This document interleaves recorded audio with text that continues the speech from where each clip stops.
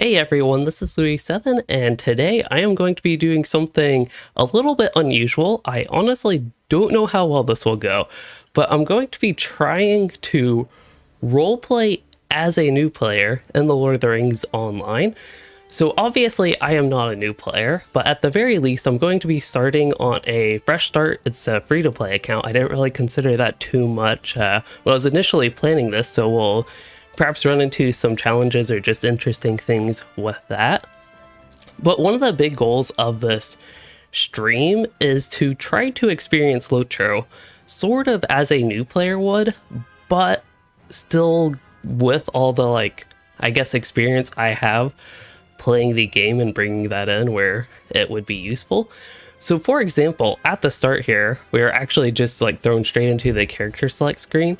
For anybody curious, I am playing on the Landreval server just because that's where all the other characters I have on my normal account are, so I thought I'd do the same server. But one of the most recommended classes for a new player is a hunter, and that's also often recommended with elf. That doesn't matter all too much, so I thought I would do an elf hunter. But one of the things I also recommend is just choose the class you like the most. So for a new player, that would probably mean they need to test out a few different classes. So yeah, we'll start off with an elf hunter, and that's the short of why. So as we go through this, I'm also hoping that this will be potentially helpful for new players, because I anticipate that I will be going over basically everything that I do, and a lot of things that I might just do sort of without even thinking about it almost automatically. I will try to pay a little bit more attention to today, so it will probably be a little bit slower paced than usual, but I'm hoping that will be interesting, helpful, fun, exciting. And if people like this stream enough, then it could potentially become a little mini series on my channel here. I know Piper, she's certainly a fan of it so far. That is this cat for anybody that doesn't know. But yeah, y'all can let me know how this goes, how much y'all enjoy it, and we'll see how far it goes. Anyway, did want to say hello to Narondo in chat. I see there were a lot of people waiting. It takes a while for YouTube to update when it starts. Honestly, takes a couple minutes for me to even know I'm actually live, which is a little bit awkward when sometimes it doesn't actually work. But hello to Infamous Knight as well. And my cat is blocking my keyboard, so I can't actually type in my character's name. I guess I can go through the options.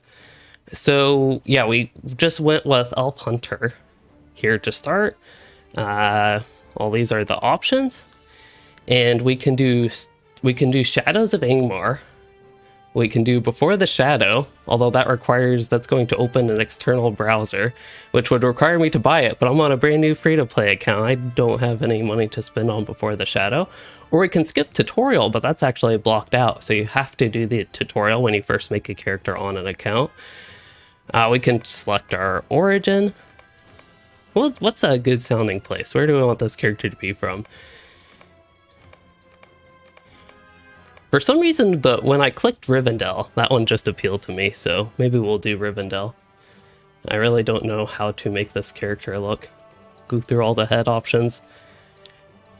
It's kind of interesting, though, to me, at least when you... I really don't know which face I like the best. But when... Oh, some of these look like... I'm familiar with some of these face options for some of my characters in a bad way, because when they did the avatar update, been a few years ago now, my runekeeper, my main runekeeper elf on Arkenstone looked like a goblin after that update, and it was kind of hard to play him after that. I think I eventually went in and changed the face options, but he still didn't look too particularly appealing. Like, this one doesn't look good up close, but far away it's actually one of the more appealing ones to me. I really do prefer High Elf, which I can make actually as a free-to-play account. I just know from my experience that that intro is a little bit longer and to me a little bit more boring. I think it's okay to do once. I don't know, we'll just go with option 5. And hello Black Tea, Kevin, and Callum. You like low-level landscape content? Well, that's perfect for today, then. Hairstyle? I think number 1 is fine. That works for me. We can cycle through them though. Actually, there are a couple others that I'd probably prefer, but I don't usually use. I think number 7 I have used on a character. It's almost a little bit flat for me. How about number, well, that's, I don't know how symmetric that is a little bit bothersome for me.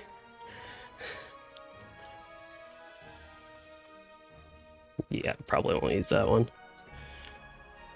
Okay, we'll just go with number 1. And I'll probably make him, even though it honestly looks more like my hair to have it light like this, I'll probably make his hair darker. Oh, not that dark. That looks good enough. He's way too big. There we go. Wait, I haven't even chosen my name yet. Okay, so we have Shadows of Angmar, and yes, if you all hear the cat, she's rubbing against the microphone. Yeah, there's not many burglars in LOTRO. It's one of the least popular classes. I'd say it's hard to compare to the Brawler because the Brawler's still relatively new. And speaking of new, y'all know I'm absolutely wonderful with making character names. So for my new Louis account, why not just name him Newy? Good, I would have been concerned if that name was taken because it really is terrible. So we'll go ahead and enter with our brand new character. Hello, Alexander Red, Tornado Pete. I like that name. Both of those names are good. I like the color red. I'm wearing color red today. Under the care of your master, you find yourself in the midst of a brutal attack. The tutorial. So the first thing that I do as a new player in basically any game is very exciting. Escape works. This is where it gets awkward because I like to know all the keybinds for stuff, but we'll run through my graphics options. Unfortunately, the starter room doesn't really let you test out graphics options all that well, to be honest. It's something I never really thought of, but it is actually true that in most games, the very first thing I do is go to my options, change graphics or whatever. And being in an open world that is maybe more representative of what the most of the game is like would probably be better for that. But here we are in a closed room. Just to cover my graphic settings, we'll start with ambient light 0 because that's the default. I have basically everything maxed out. I think I have a couple options. So this is something a new player might not know. I've talked about on the last stream. But when distant landscape lighting is on, that actually makes the high quality textures lower render distance. So you get more low quality textures if you use DX10 distant landscape lighting. So that's why I have that unchecked. Otherwise, I think basically everything else is maxed out. But that would be the one thing that's a bit different with my graphic settings here.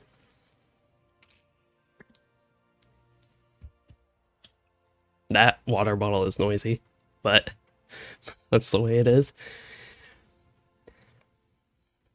Okay, audio settings, UI settings, we can look at that later. But one thing that I am noticing is, first of all, my chat window is very tiny. So I'm going to move that, try to move that to where it normally is. So normally on a character, I would type /UI layout load and then the name of the layout. But, and technically I can still do that because it's in the documents folder.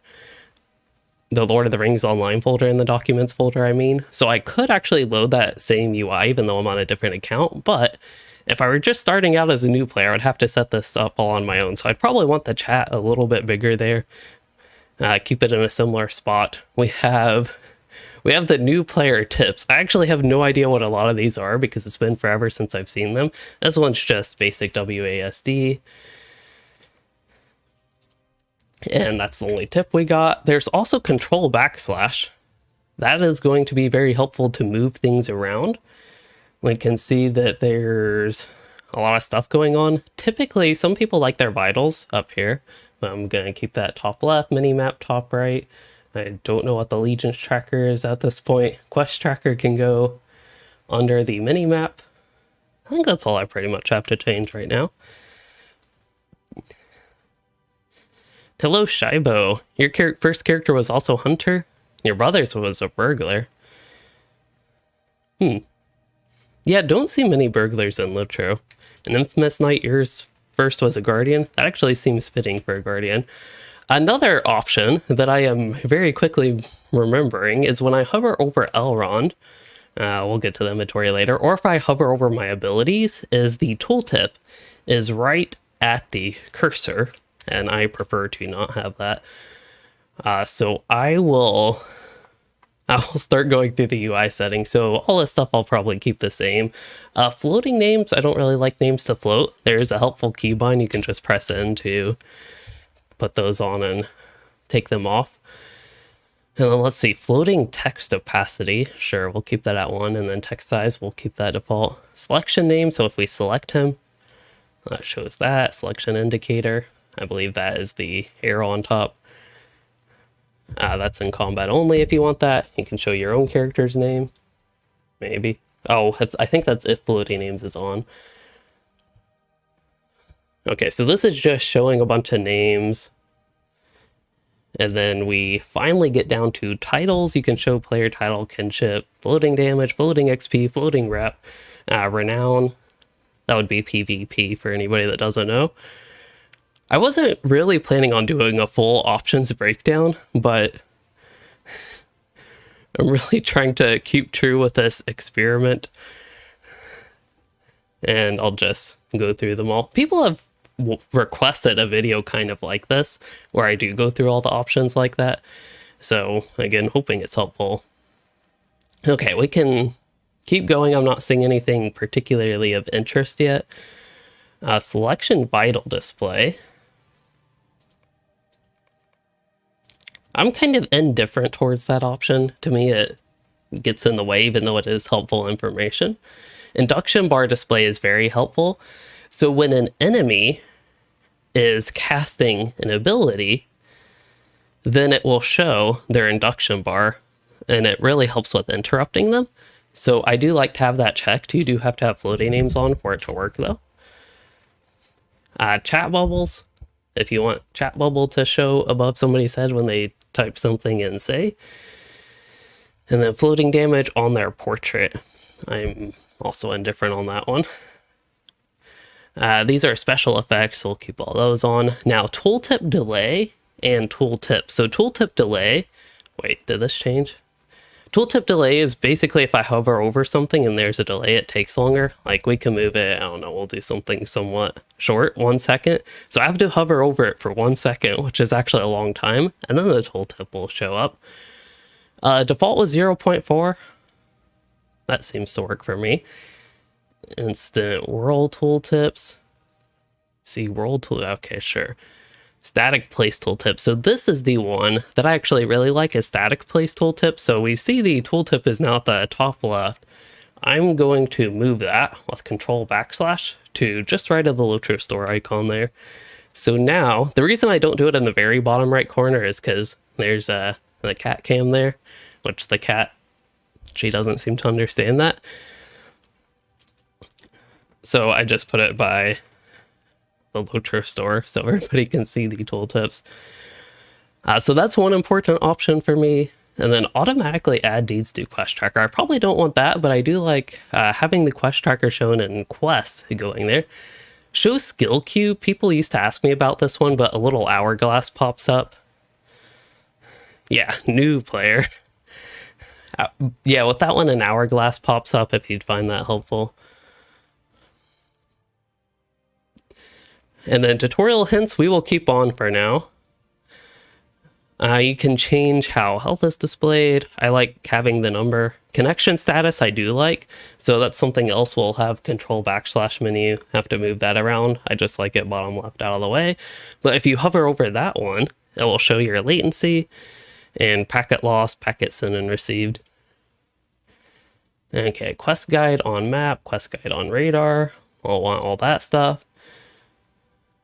We'll do external LOTRO store. Actually, for this, I could do the internal LOTRO store.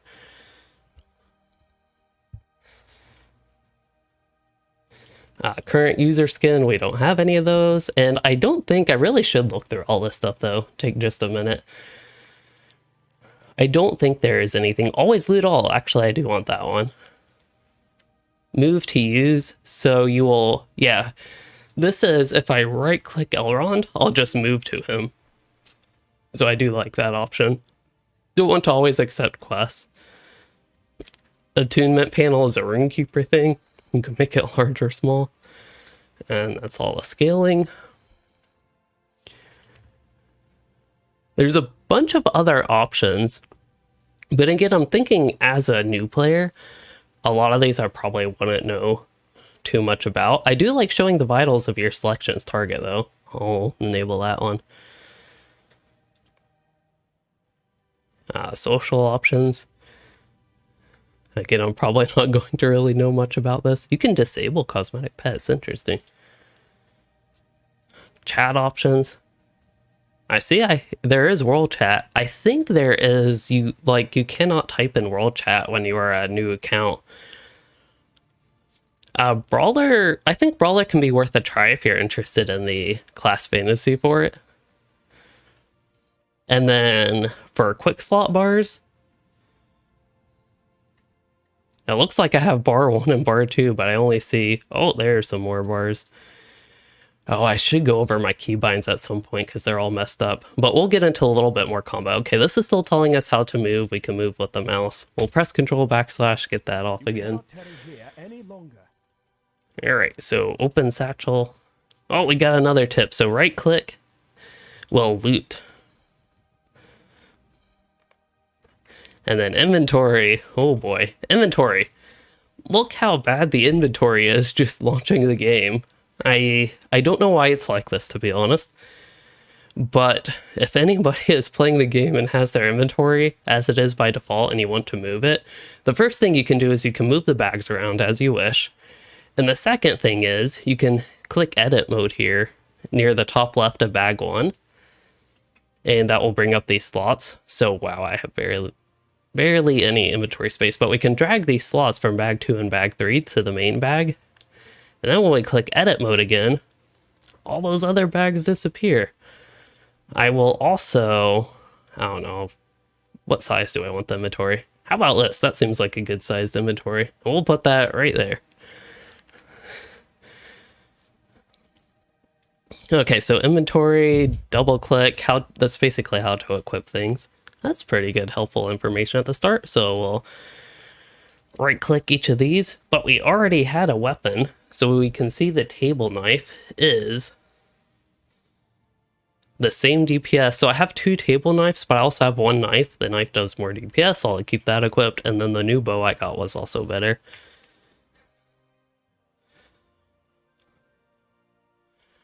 I'm trying to keep up with chat, but it's kind of hard because I'm going through it. I was intending a little bit to do this tutorial, again, I'm hoping it can be helpful for new players, but it takes a while. That's one reason I haven't done a video like this, because it would end up probably being an hour and me not even getting through the intro if I really did explain in full detail everything I did.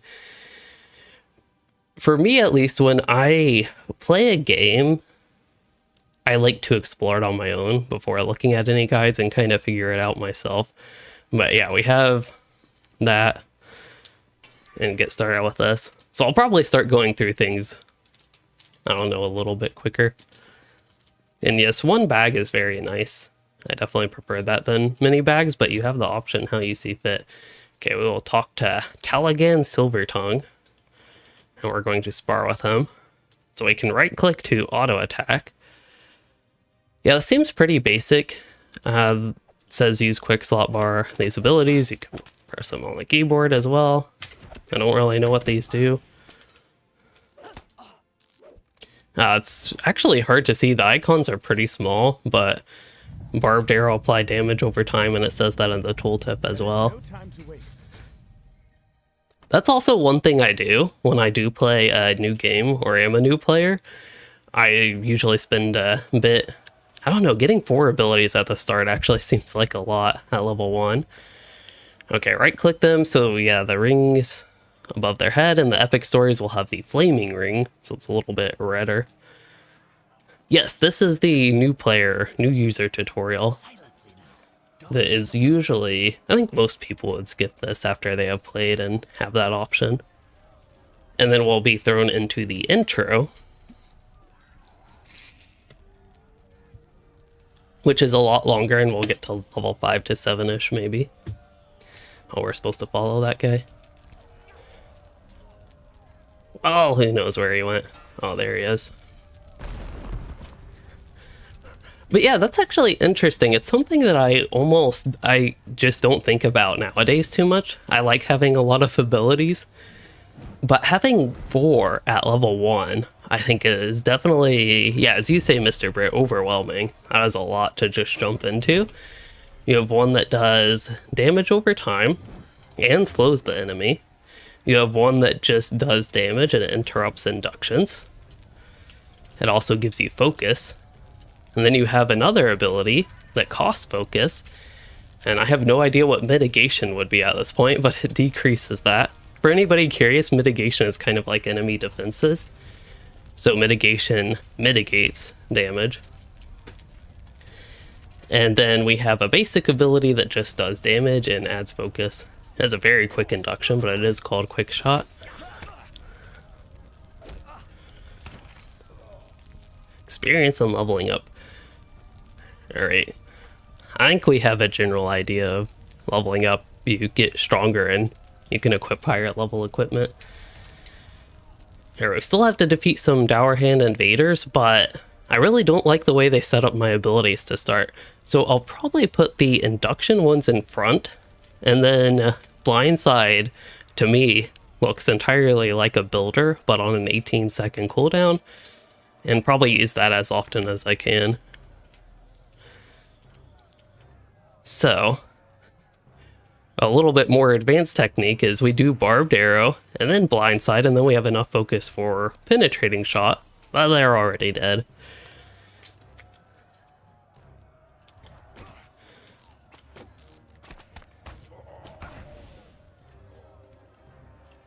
Cannot shoot while moving. I wonder if I can use the instant abilities while moving. I can. But I seem to have lost focus. That's the type of stuff that you would learn playing, I think, but hunters do lose focus while moving. Unless you're in the blue line, but we're getting a bit ahead of ourselves there. I actually do think, Tim, though, that it is exciting starting on a fresh account, getting that experience. I thought about, what was this, about a year and a half ago, I don't know. Sometime in the past, I actually thought about doing like a free-to-play series. But around that time, which would have been about last year, that is when the monetization revamp came. So if I did this at this time last year, the highest level zone of free-to-play content would have been Lone Lands, which gets you to about level 30, low 30s.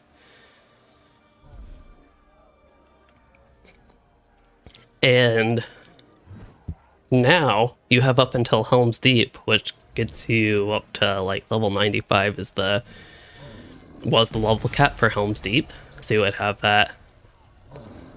And yeah, with a brand new player, that's why it's tough to completely roleplay as a new player. And that's partially why this stream is an experiment. But it's kind of a way to get me to pay attention to different things. And I'm hoping to get a couple videos out of this experience. But yeah, having not played this game, or like when I jump into a game, I'd really have to read the tooltips a lot. And basically what I see is that Blindside does a lot of damage. Inductions, I think I would have a general sense of that word from other games, but if you don't play other games that have like cast times and enemies casting spells or whatever, I probably wouldn't know too much about that. But the main takeaway that I initially have with Blindside is it just does a lot of damage. I have no idea what immediate means. And Barbed Arrow has a longer induction, but does more damage than Quick Shot, and it does damage over time.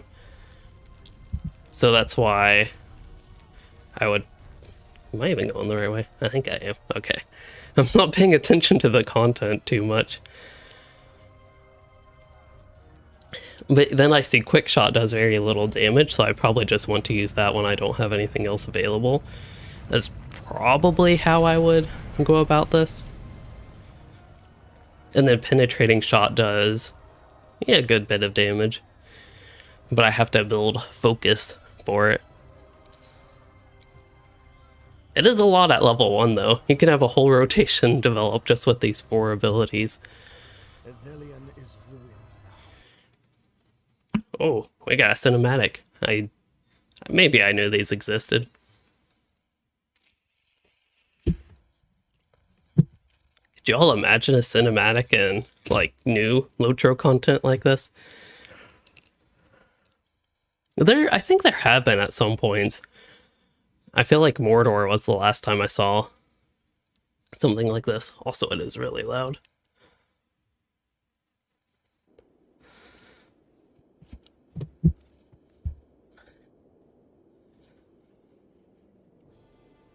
I don't know if it's typical for new players to have cats bothering them while they play, but hopefully it adds to the experience if you ask me.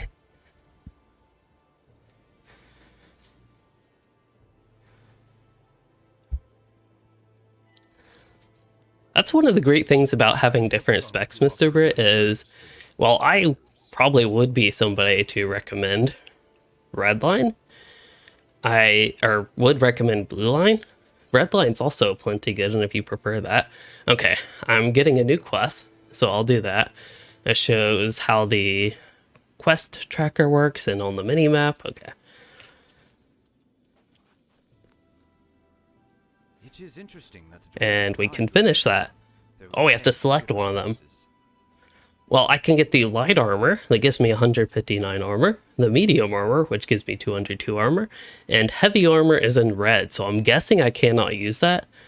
I don't know if any of the tutorial tips told me for sure, but we'll just go with medium armor here, because that is what a hunter uses. And we got a new quest. Inventory management, they actually have a tip on this? Wow, they tell you about edit mode. I did not know that.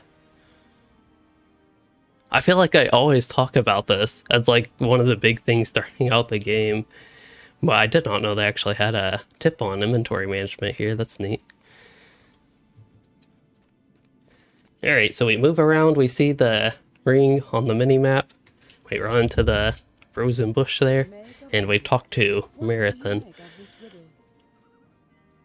Ooh, yellow's also, especially at low levels, yellow's not terrible. And then at high levels, you can even get traits from blue and red line, which can oddly be helpful. You can get some good AoE as a yellow line hunter. Landscape difficulty. You know, that's interesting, and I'm going to try to pay attention to that today. I think at a certain point,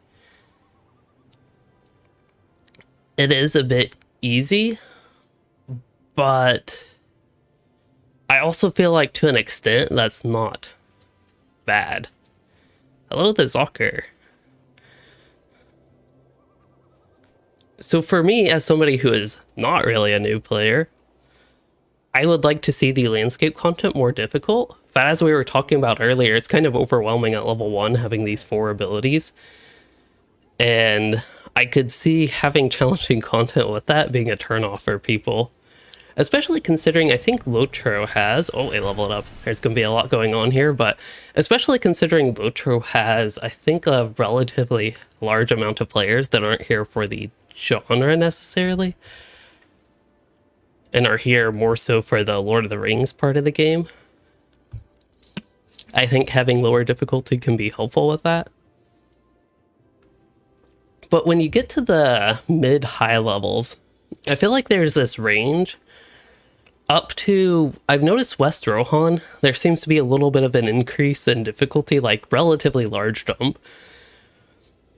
But pre-Rohan, and maybe starting, especially when you get your LI, so yeah, let's say Moria to West Rohan, I feel like that general level range is perhaps a bit easier than it should be.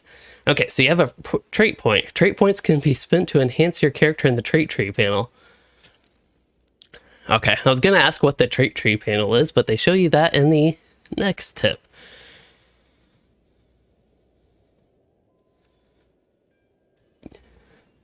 That seems pretty helpful. For people that want to read that if they're actually new, that's one thing I'm just seeing mainly is what those actually tell you. Okay, just making sure that quests still are not, I'm not blocking them.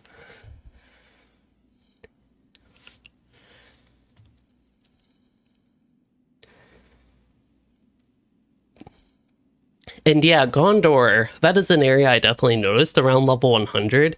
You'll probably start seeing a little bit more challenging content on the landscape. And stronger mobs. I would say that's one of the bigger things. The Zocker, I am doing overall pretty well today, but now that it's a bit later, I'm actually getting a tad tired. I was hoping that this could be a really long stream, but it might just be a normal long stream, but we'll see.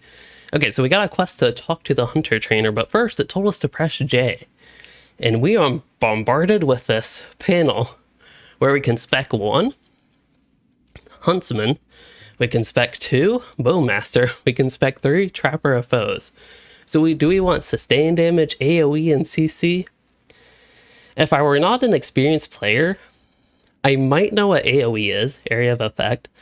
I don't know if I would know what CC is, besides the name of a cat that you all do not know. But that is crowd control.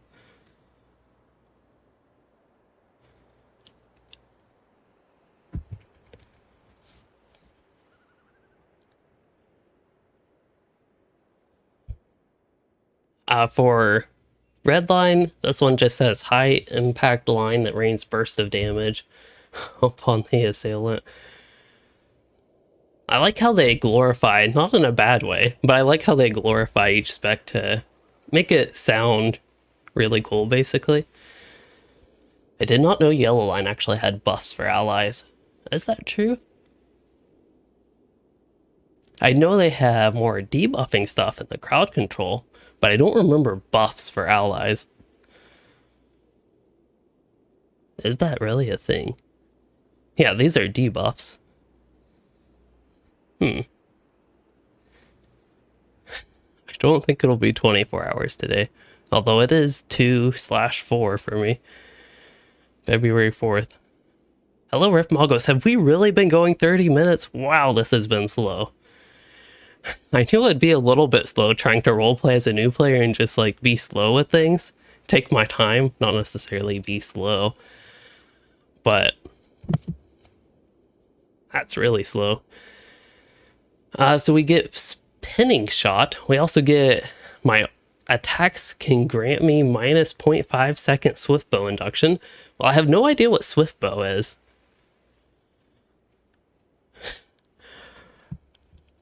I don't know. And give me decreased attack duration. Sounds like I attack faster, and I get increased distance for range skills. That one sounds pretty fun. There's also Huntsman, which deals sustained damage while free to move. Rapid volley is dealing damage quickly. So I'm probably... Actually, I might have a video on the Yellow Line Hunter soon.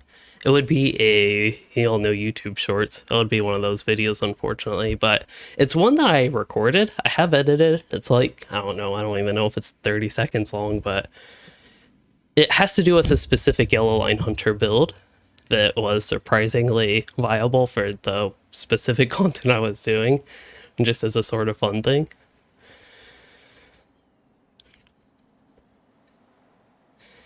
And Riff Magos, thank you for being a channel member for 7 months. Wow, that is actually quite a while.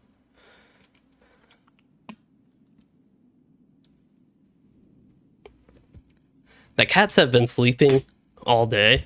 I don't really know why. Well, I don't know if it being like relatively cold in here would be why, but as rare as it is, or has been to actually be this cold, it's been nice. Anyway, I forgot where I was going with that, but I think I'll go with Blue Line here. Kind of like with Elf Hunter. I heard Blue Line Hunter was good for leveling, so I'll just do that one. And then, when we're in the Blue Line, I think for somebody that has played MMOs or RPGs even, this probably relatively straightforward. You just click the things and you get your whatever benefits. It probably told you that a little bit in the tutorial. As a new player, I would honestly have no idea what I would want here. We could get damage for bow skills that consume focus. Oh, well, if I read my new skills, I have more skills that consume focus. Barrage is a 2-second cooldown. And it increases its damage and power costs each time you use it. Okay. So yeah, I don't know if I'd want overall range damage here or abilities that consume focus. But probably we'll go with abilities that consume focus. That's using some experience that I have, though. And then open tapping. You've discovered an open tapping monster. I have. Anyone can help kill the monsters and yada yada yada. Okay. There are also other tabs that I can click here. These are race traits. Huh. They seem to all be locked. Virtue traits, they seem to all be locked too. Also, there's this too. If I click that, it's going to give us the Heartseeker ability is in the red line, but you can get it as a blue line hunter. These, I don't think it tells you, but these all cost 2 trait points to get. Like if you get one in the red line or yellow line, those cost 2 trait points. Agi. That name shouldn't sound familiar for being a new character, but something about it sounded familiar initially. We also have, when we talk to somebody, the box is right here. You all cannot see it, so we'll just grab the top part, move it around. So for the quest, we have, okay, use penetrating shot. So it tells us, okay, 3 focus gives us an idea how to use that stuff. Oh, yeah, you can, yeah. Thank you for sharing the stream, the Zocker. I always forget to post things to Discord, as you all probably, anybody in the Discord probably notices. I do try to be somewhat active there, but I just forgot to post this. Hello, Ivan Stainer. Wow, we really have a lot of people here today. So train hunter skills. Well, I guess we don't have any trainable ones. So we'll eventually get focus, stance, strength, set, trap. And that is all we get as a hunter, I guess.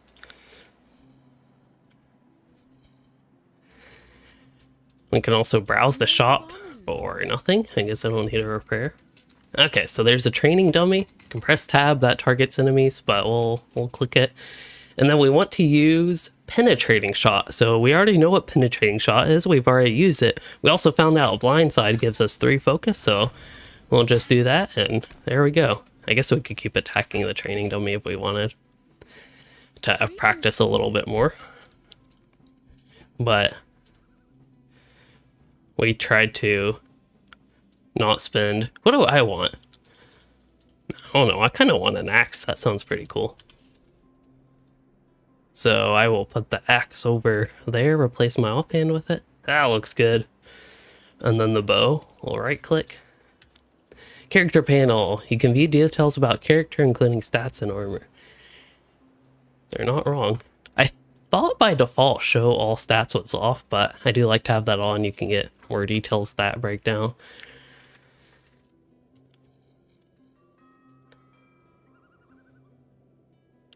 Favorite race for hunter, elf, high elf, or stout dwarf. I honestly struggle liking the stout dwarf. I would vote, my ranking of those would be high elf, elf, then regular dwarf, and stout dwarf would honestly be below that. I don't know why, there's something about the stout axe that I just can't quite like. There's something that makes me not like it compared to the regular dwarf. I'm already not the biggest fan of regular dwarf. Okay, so opening the map, we have quest tracker. It shows us where the quests are. And, yep. I guess that is something I would probably do as a new player, is open the map and then maybe be able to see that red ring, but that's how it works. I feel like that's the biggest thing with doing this new player roleplay, is that I don't actually know how long it would take me to figure these things out. But that's why I also think it will be an interesting experience.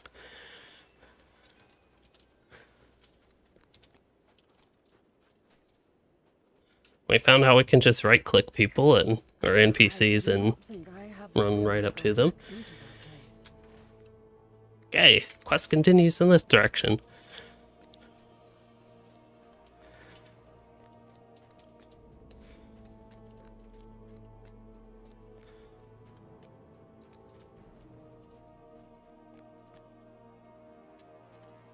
For graphics, I am using pretty much max graphics, but something I would not have known as a new player, just to briefly go over it, is I'm running max graphics besides DX10 distant landscape lighting, because to me that looks worse. So that is one I turned off.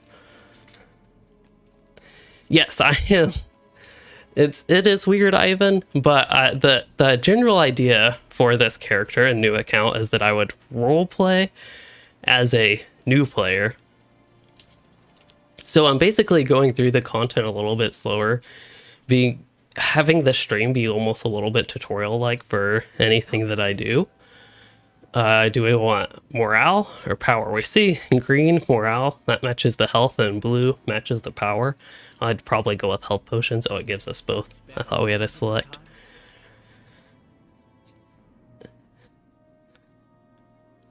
I am playing on Land Revolver. Oh, I didn't pay attention to that. What did it say? Was it something with armor? Oh, consumables. I'm guessing it was consumables. Wait, I pressed B. B for bags. That did not work, but it told me how much gold, silver, and copper I have. Okay. Defeat pests as you seek Skorgrim's body. So on the map, I see that's over there. So we'll head that way. Do not have permission to use that. Okay, we'll go back the way we came. Neither 3080 nor 3090, but close. Those are fairly close. I have a 3070 Ti. Ooh, what's up there?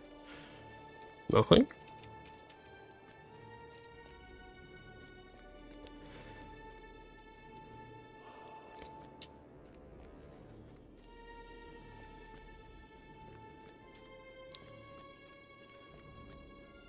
I have never actually played a dwarf in WoW.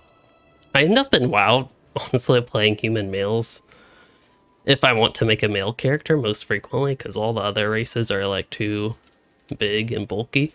So on the map, this might be something I would actually test. No, I actually see there is an alternative path here, so we'll head on the alternative path looking thing. But I guess we need to go down here. They really haven't given me much combat. Like, I've killed a few mobs, but now that we've gotten here, we're doing a lot of setup.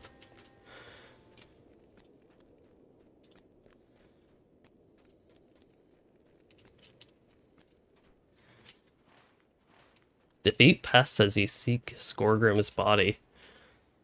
I could see a new player getting really lost here and not knowing they had to go through this door, but that is what you have to do. Are these pests? Actually, if I hover over the mob, we can see. Oh, a new player probably wouldn't know the H key would anchor tooltips to the screen, but the cave claw that says defeat pests as he seeks Skorgrim's body. So we'll do our combo from earlier, but we'll use barrage this time. That seemed to kill them. Let's see. I'm also thinking that I would probably like Scourging Blow to be somewhere else, so I'd probably move that up here. Although it also says deals additional damage if the enemy is suffering from barbed arrow, so we should test out that additional damage. So we'll use barbed arrow and then Scourging Blow. I also notice now that, well, one second. It's dark in here, I cannot see. But I also noticed that my keybinds are not how I would actually like them set up. So we're going to go through the process of getting keybinds how I would normally prefer them in an MMO, which is the shift bar would actually be the first one. above the primary bar. So it'd be regular abilities, regular 1 through equal, then shift, and then control, and then a mix of function, and LOTRO has that as alt by default. So the way I do this is not actually changing the key mapping for all those. The main reason is because of the Bayornin class. If the Bayornin class did not exist, I would change the key mapping of all these. So, using the non-new player experience that I have, I am going to do that in the, where is it? Quick slots. So, always show, why are these not showing? Great job, game. I have these checked to always show, but they're not always showing. So if I press Control /, quick slot active. Oh, you can change from simple to default. Don't want those companion quick slot bar. Okay, that's what we want. We want to uncheck a dock bar 1. And I'd really like if it always showed, but we're also going to undock bar 2 and undock bar 3. I see where bar 2 went here. Where did bar 3 go? Oh, here's bar 3. Wait, won't bar 3 horizontal though? Okay. It's not showing me which is which. I'm just gonna move an ability here. So we want shift bar right here, control bar above that,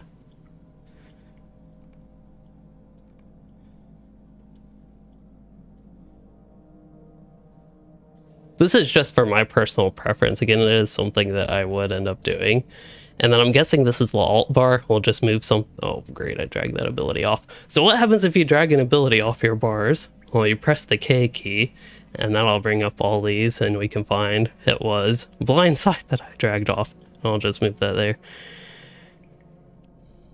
We're being very newbie with that, but there we go. We also can see our passive abilities. There's a lot going on here that I have no idea. Apparently I can use instruments and specialized equipment. Don't have any mounts. Oh yeah, we'll be able to test the completely new account, new mount experience now. Okay, so the whole point of all that, we'll keep these abilities as they are, but the whole point of that was that Scourging Blow is now shift 1. But that is basically how I set up my keybinds. For anybody that was maybe wondering how to get the shift bar to be the second one, and the control bar to be the third one, and then alt bar to be the fourth one up there, third one. We're level 3. That is when they hit you at the LOTRO store. So let's open that. Because this is a new account, I can actually open the in-game store. Oh, apparently you have to give consent to Exola to use personal data. No? No? Oh, you can actually not confirm that. For some reason it's like bugging out there. There we go. There's the acronym for this account. NPRP. Oops. I guess you can right click that. But hey, LOTRO store. 0 LOTRO points. Perfect. We'll try to ignore that as much as possible. I also see I got another new ability. This is a lot of abilities at level 3. Again, it's something I don't think about too much. So this is a trap that roots the enemy. So if I run away from them, they are rooted. Oh yeah, can't I move while casting? I sure can now. Benefit of the blue line. Hello, Shadow Duck 420. Let's see, Tim, you're wondering how many people Standing Stone Games has drawn back and drawn in with dropping free content codes. I'm not sure, but it seems like they probably will continue doing that. We'll use Blindside first, and then Barrage. Use Barrage again. Wow, that did a lot of damage the second time. I also noticed something. Selections target, I would probably rather that near the selection, so we'll just move it up there. And now when he has me targeted, I'll be right there instead.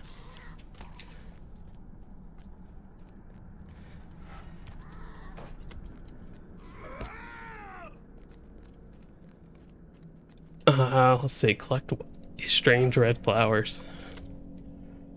Should we help the guardian? Oh, I killed. Quest item.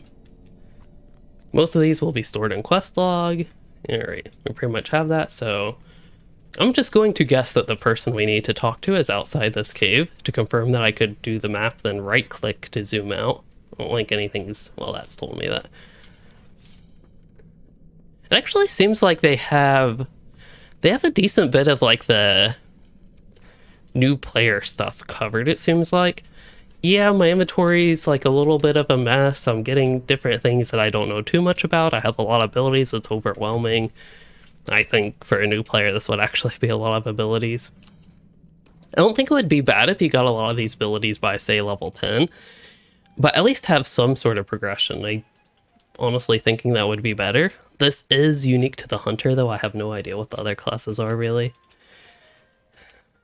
It's been a while since I've actually really fresh started and paid attention to what abilities I have at what point. We could have gone up. This is not the way we came. We could have gone up the way we came down. But I see there is another way. I was just kind of running straight, so fortunately this seems like it will pay off.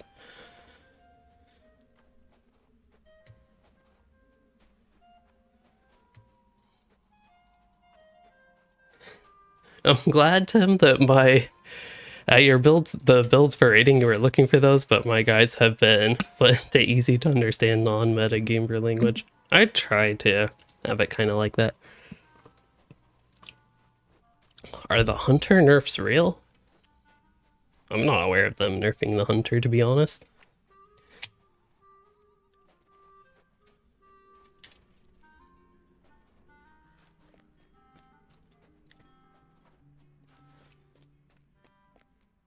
That is a vile little flower, and one I have not seen before. Alright, we'll get boots. Through the snow. That'll seem to be an upgrade. Oh, I never equipped the gloves. Oops. The footprints of blood. So open map, we see it's right back down there. Having played LOTRO for a while, I'm pretty used to this running back and forth a lot.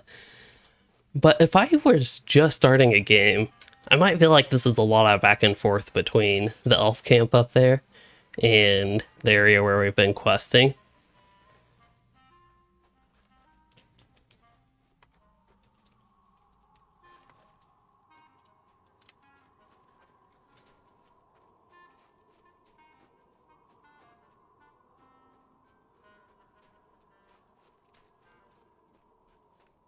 But yeah,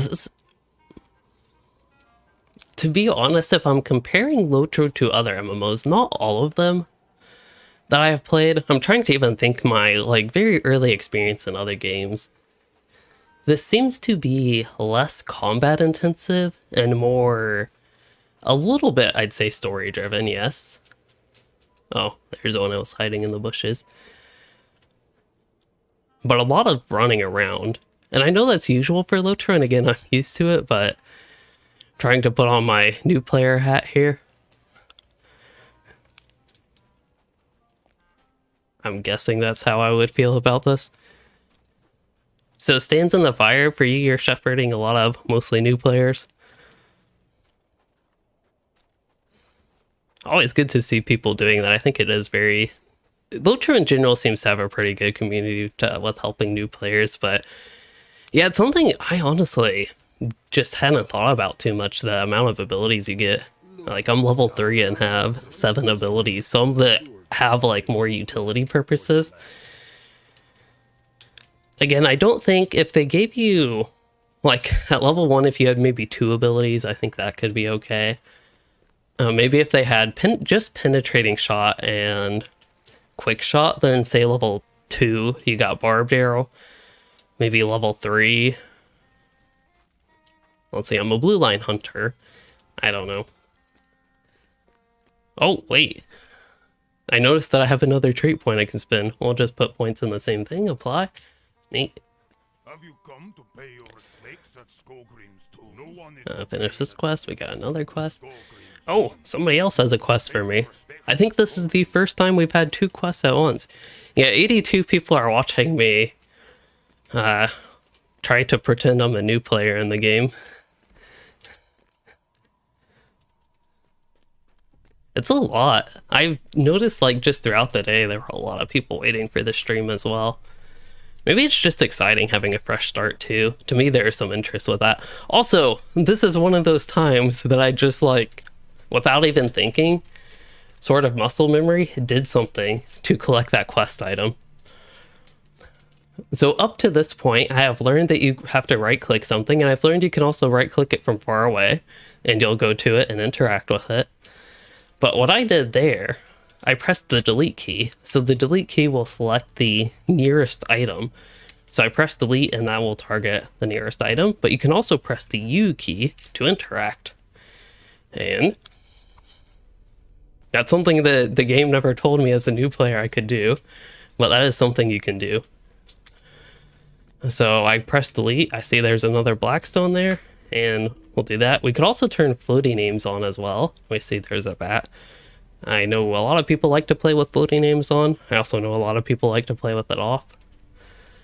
Defeat bats in the rockbelly pit, so we should probably do that.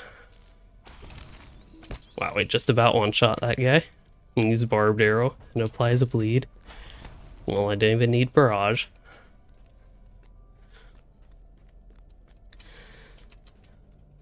Yeah, muscle memory does get in the way when trying to be a new player.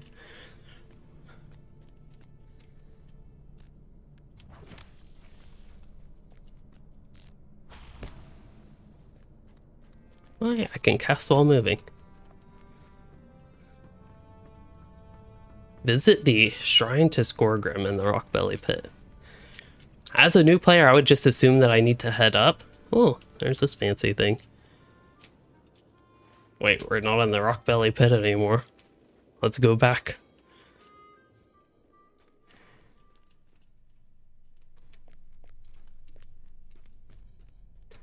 Eventually I would find it. As a new player, yeah, I'd probably investigate if you can fall. What happens when you fall? Oh, nothing? Hey. Well, this is the shrine. There we go. Oh yeah, the delete key is really nice. Very convenient. You can also... This is one of the keybinds I have that is not default. Most of my keybinds are default, so middle mouse I have as auto run. Numlock I think is default. There is actually some fall damage mechanic in LOTRO, but that fall was not enough for anything. So if you fall from a high enough distance, you will have slowed legs for a now brief duration. But you can actually search in the options. I'm going to search select next item. I have key bound to backspace, so that is something that is different.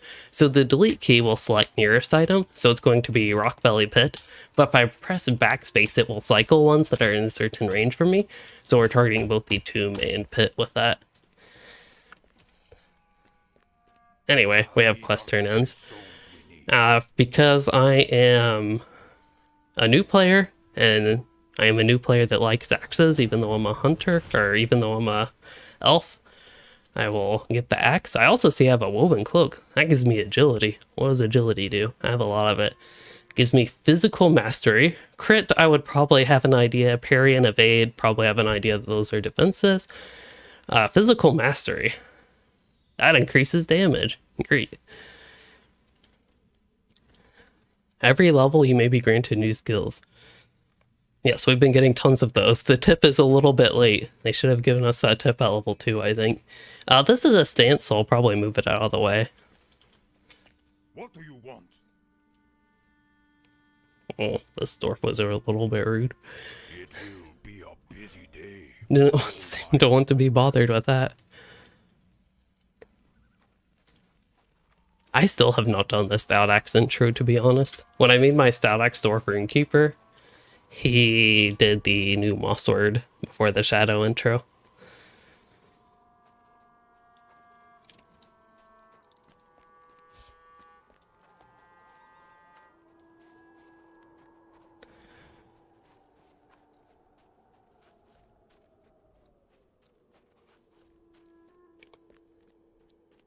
We're doing the elf intro. There are a lot of dwarves here. So we have current quests, available quests, and unlockable quests. Unlock. Maybe I'll do that later. An uneasy feeling. So he's giving us a plague at Thorin's Gate. This guy's giving us a quest. We'll accept it. We need to defeat Bargus. And then we need... I don't know, we'll do... So talk to him and we'll get 10 LOTRO points. Accepting and completing this quest can only be done one on each server. I didn't know you could actually do it once per server. And that will give you a tutorial quest to introduce you to the LOTRO store. So this is 10 LOTRO points. And then...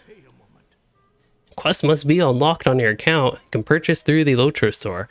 And it gives you... oh, it gives you trait riding characteristic and a little extra steed. How nice. This did not used to be a thing, so it's before the Shadow update 34, I think? Yeah, I think 34. After so many, it's hard to keep track, but that is the one that added this mechanic where you can get this, so we'll just buy it on the LOTRO store and hopefully not pay attention to the LOTRO store for a long while. So now we can accept the quest and turn it in.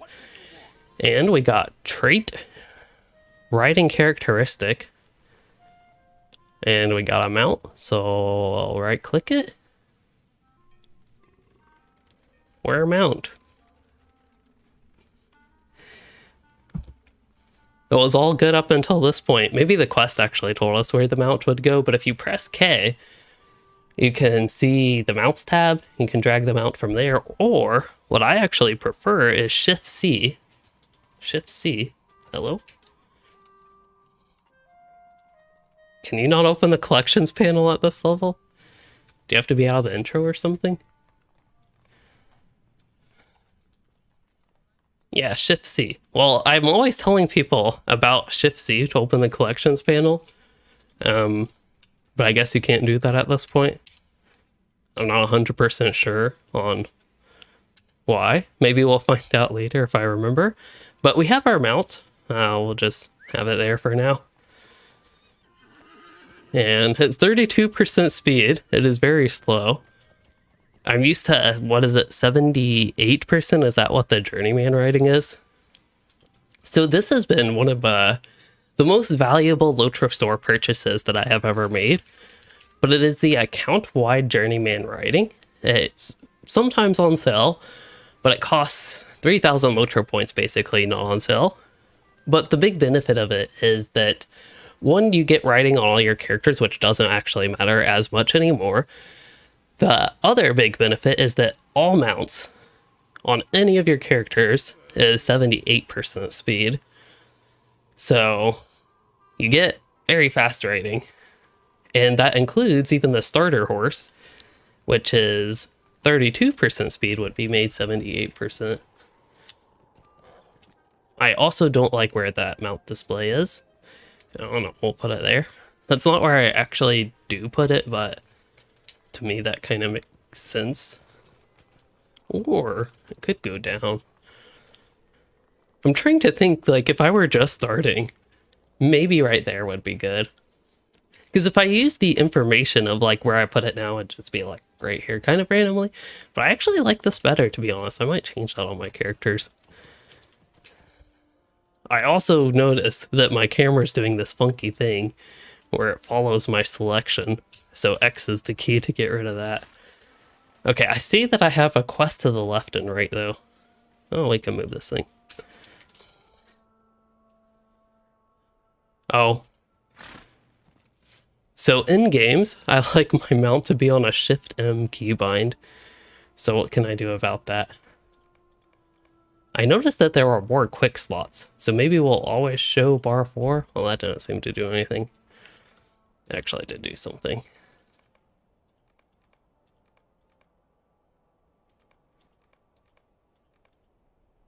Where is bar 4? There it is. That would actually be really hard to tell, I think, if you were a new player. That...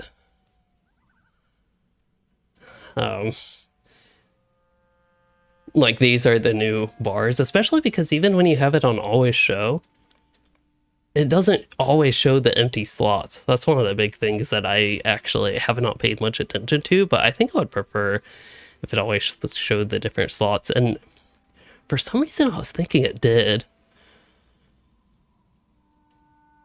I don't know. That also looks a little bit weird.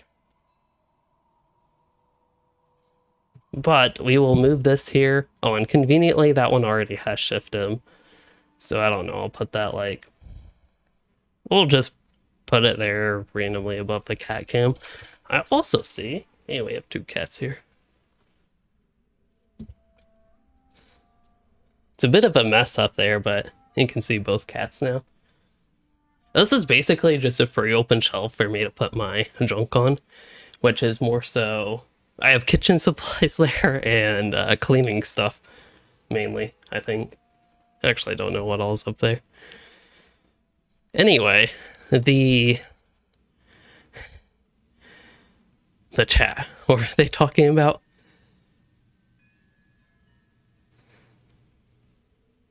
Oh yeah, the crunch when you break your leg. Before the shadow, Tim, I made a video on that if you have not seen.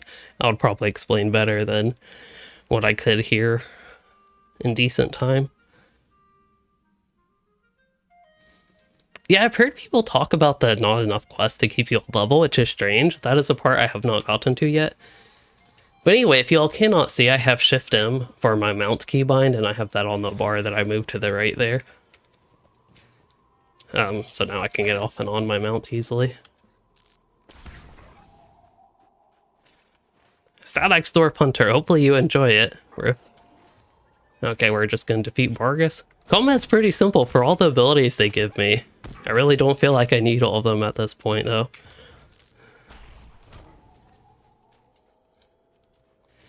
I also feel like I can just press random buttons and be successful.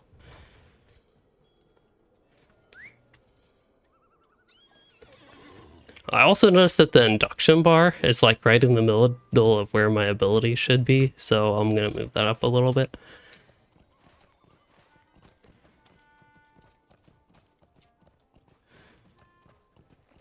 Yeah, I'll probably finish this quest before I do the turn-ins. I need to examine patches of strange soil and collect samples from sick bears.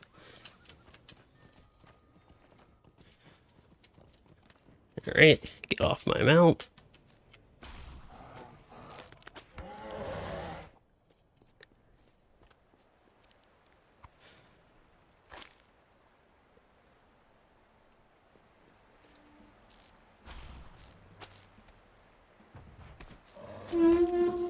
Oh, that is quite a terrible noise, to be honest. Oh, that's the microphone arm. Okay, we're gonna move this. I'm trying to get both cats like a little bit more fully in frame. How's that? Hello, Jefferbit. Did we kill a bear? I wasn't paying attention, to be honest. So we need to just dig through the sludge. Has a foul odor.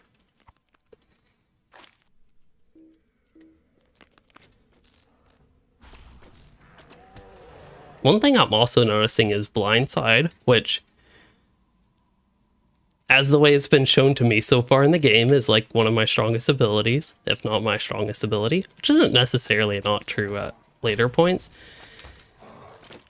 It seems like I can use it quite frequently, but it really has an 18-second cooldown. It's just that the time between combat and the amount of time in combat makes it seem like I can use it a lot. And yes, this is a brand new free-to-play account that I just made earlier today.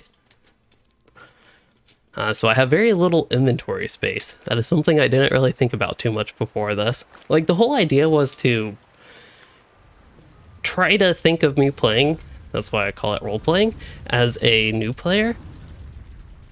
And being a little bit tutorial-like, given that I'm not actually a new player. I noticed some funky things on the minimap right now. Like, there's There's a war effort stable master. Is that this thing? Baron's Court. But clearly, there is no stable master there. I keep running into this dwarf. Aggie of the Lonely Mountains.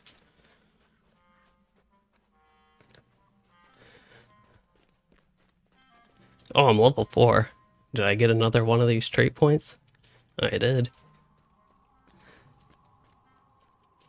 Ooh, those dogs chill my heart. Got shoulder pads.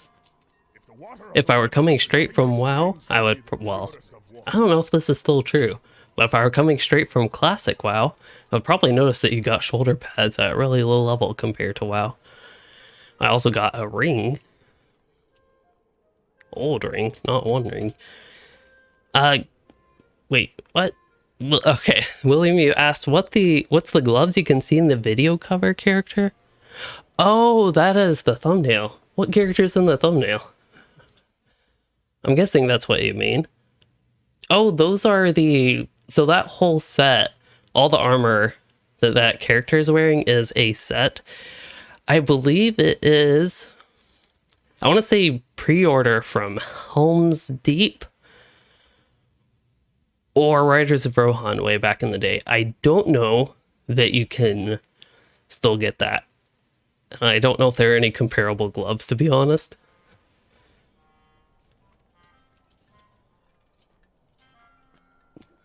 I love that screenshot of that character. It works for so many different things. But the reason for putting that character, or specifically that emote with that character, for this video's thumbnail was like me, a new player. Because I'm not actually a new player. Wait, why is his name red? Is he evil? Don't you have enough sense to see I don't wish to speak to you? That might actually confuse me why his name was red, because I would probably think that means he's an enemy.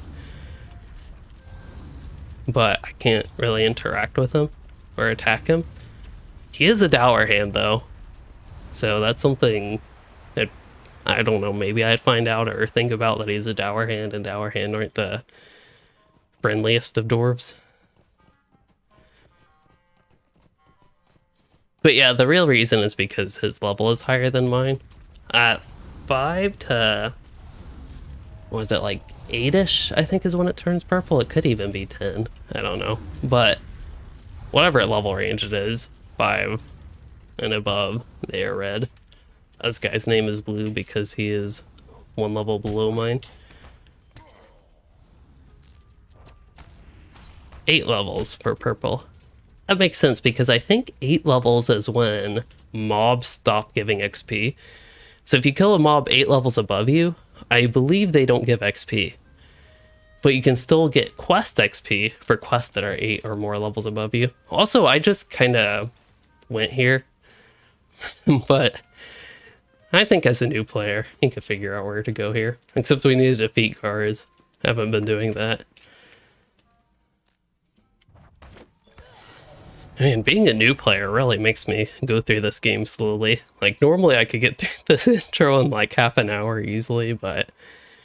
And if I was actually on track, probably 20 minutes and didn't do side quests. I don't know if we could get down to 15 minutes, but it could be quick, basically. Okay, now we do a turn-in. Those are ill tidings. I believe there may be hope for the sick dwarves. Collect healing herbs from the Murkstone Tunnels. Well, there's the Murkstone Tunnels. Did I level up? That means I can spend another trait point. Also, other cat got up, so y'all don't have to see my... Oh, the lamp up there. I was wondering what was weird looking. Like, I'm so concerned if I see something on one of these cameras that just looks off from the way I'm used to seeing it, I like get so concerned. But, nope, it's just normal. So we're fighting some more interesting mobs there. Level 5, I'm level 5. I honestly could just like button mash, it seems like. I am noticing that Quickshot is weak though, and Barrage is strong. To me at this point it doesn't really seem to matter. Penetrating Shot, Barrage, they both seem to be good. Barrage overall stronger, so I might move Barrage here. Although something that I'm not sure is actually explained anywhere in game, as that barrage has a long cooldown randomly. Normally it's a 2-second cooldown, but then it randomly turned to a higher, longer cooldown. Longer cooldown. But the reason that they don't tell you in the game is that after Barrage 3, the third tier of it, it just has a longer cooldown and resets to Barrage 1. But that's something that I could see confusing me as a new player. Or confusing a new player.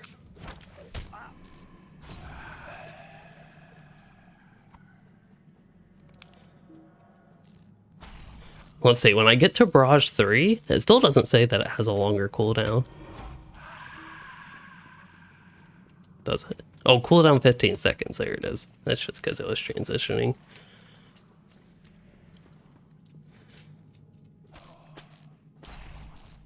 And he blocked it, but it does have the 15-second cooldown there. We'll do that fancy delete key. Find these medicinal herbs. I also just happened to go downstairs and just happened to go exactly where I needed to with the mossy shrine. I'm guessing a new player would have to actually explore this cave a little bit more. But that's, again, it's just one of those things I didn't even think about. I automatically went here. I also, as a new player, this might look scary. It gives me dread. I probably would have no idea what dread was, but reduces your max morale. So now we need to bring these back to Elro here, and if we remember where we came from, be quick to get back out. But yeah, the new free-to-play or new monetization system that they have and the extended free-to-play content would be really nice for a series like this. And I don't know if I finished my thoughts earlier, but one of the reasons I did not do the free-to-play series, I was thinking about doing an actual dedicated free-to-play series about a year ago, but when they introduced the monetization revamp, it just made it so there was a lot of content. It was more so for me to experience like what the limitations were and how far you could go free-to-play before needing to do a lot of grind. That said, I think it's probably possible to like legitimately get level 140 to the cap without spending money. That would require me to actually finish playing, but somebody else could too. But for me to actually experience that would require me to have the series go on for a long time, which is not, it is a possibility, not necessarily a likely possibility though. Again, initially, I was planning on this just being one video, but then I thought it might be fun to keep it going a little bit more.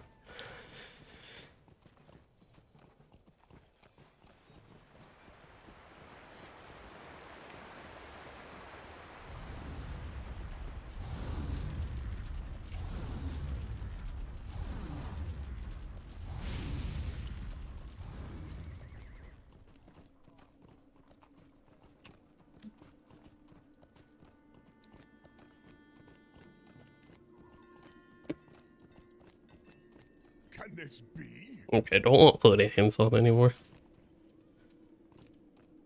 You're wondering if I enjoy LOTRO because I'm a huge fan of Lord of the Rings, or if I enjoy the design of the game.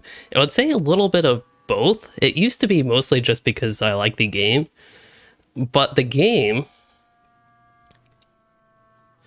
has made me enjoy Lord of the Rings more. Oh, good. I was reading your comment, Chavinsky. I have no idea how to pronounce especially the first part, but he said it's always amazing seeing someone starting from scratch.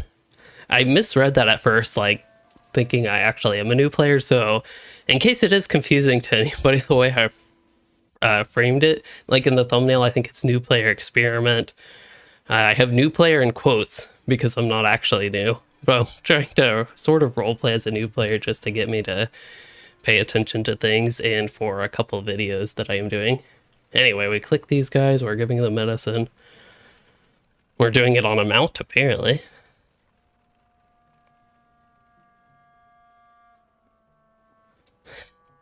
This locker, good luck with your power nap.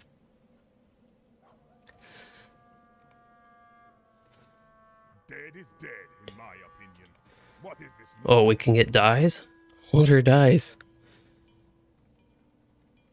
For clothing or armor? I don't know, navy sounds cool. Might you lend me an ear?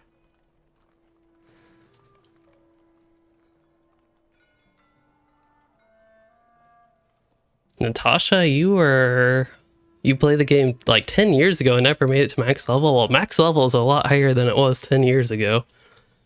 Might even be about twice as high. It's 140 right now.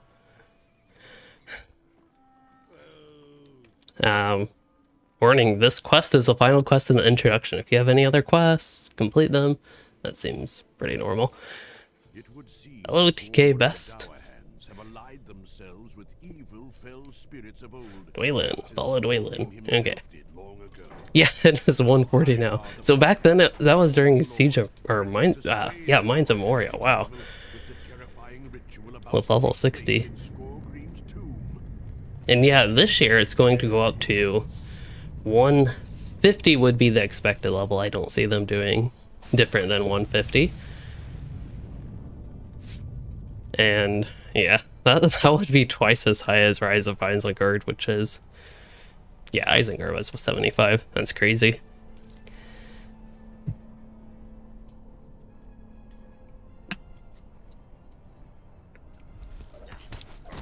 My favorite epic quest. Oh. I guess we should help these guys. I guess I can hit every enemy. Too bad we didn't go with the AoE spec, the yellow line. Although I'm honestly not sure you get any AoE just for speccing in.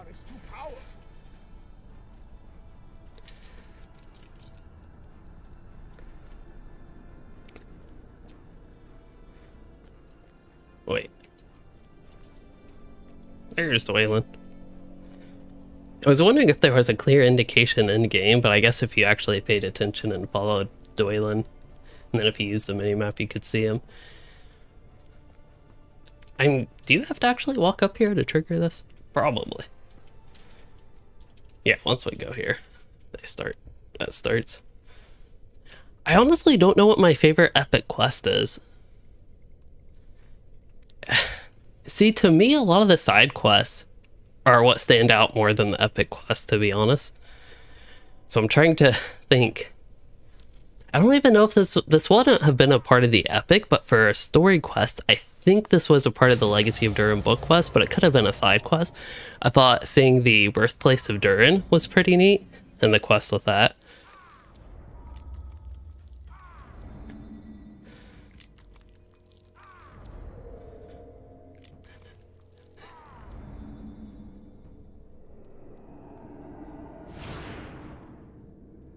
This is kind of neat. It's almost like a cinematic that's not a cinematic, but you get to see all the stuff in game.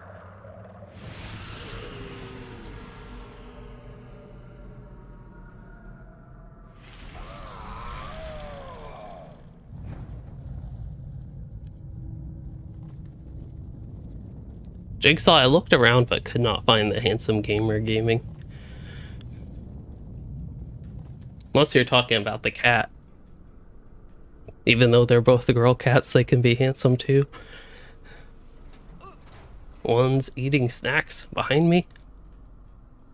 I don't know if y'all could see her. And another one right here. Oh. Grommer Dowersmith. Oh, we should use barbed arrow. Wait, we should use our combo with shift 1. Outfits.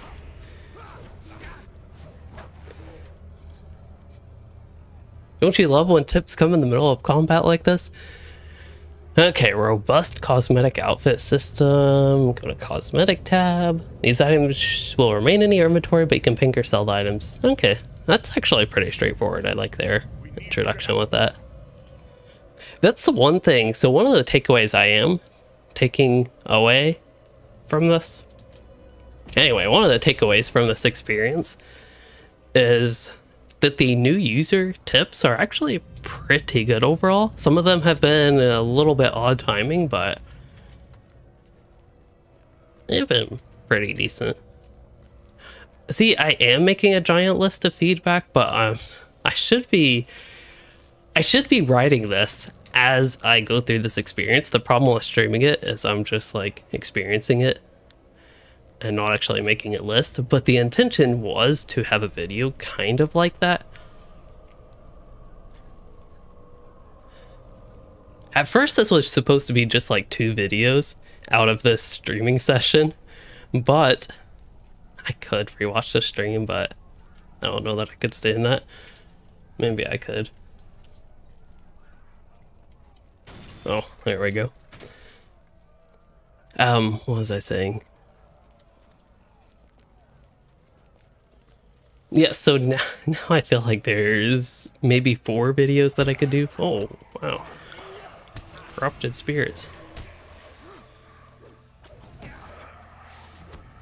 Yeah, people talk about classic LOTRO a lot, but unlike World of Warcraft, which I feel like classic worked out fairly well, there have been a lot of, I think, really good quality of life changes to LOTRO throughout the years that I would suspect that a classic LOTRO would probably not do as well as some people would hope, but it might. I think there could be parts of it, though, that would be really interesting.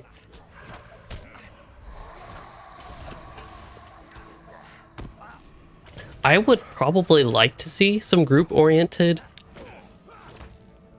landscape content as they had back then, but at the same time, LOTRO has become so solo-friendly that I'm not used to that, so that could be a little bit, yeah.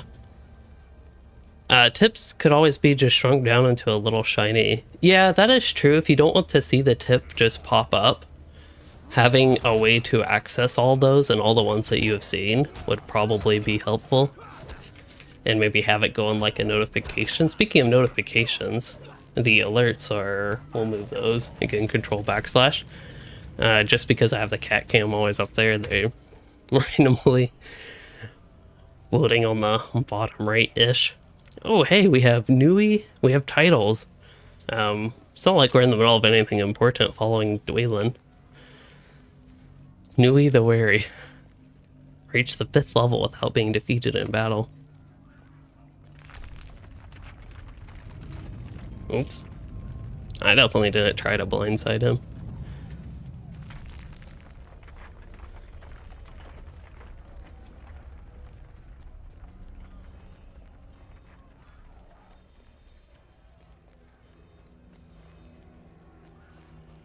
If I die before you reach level 20, you have to delete character and reroll. So something that I mentioned, not yesterday, would have been Thursday, but last stream, was that I am considering doing a new character when the Captain revamp comes out.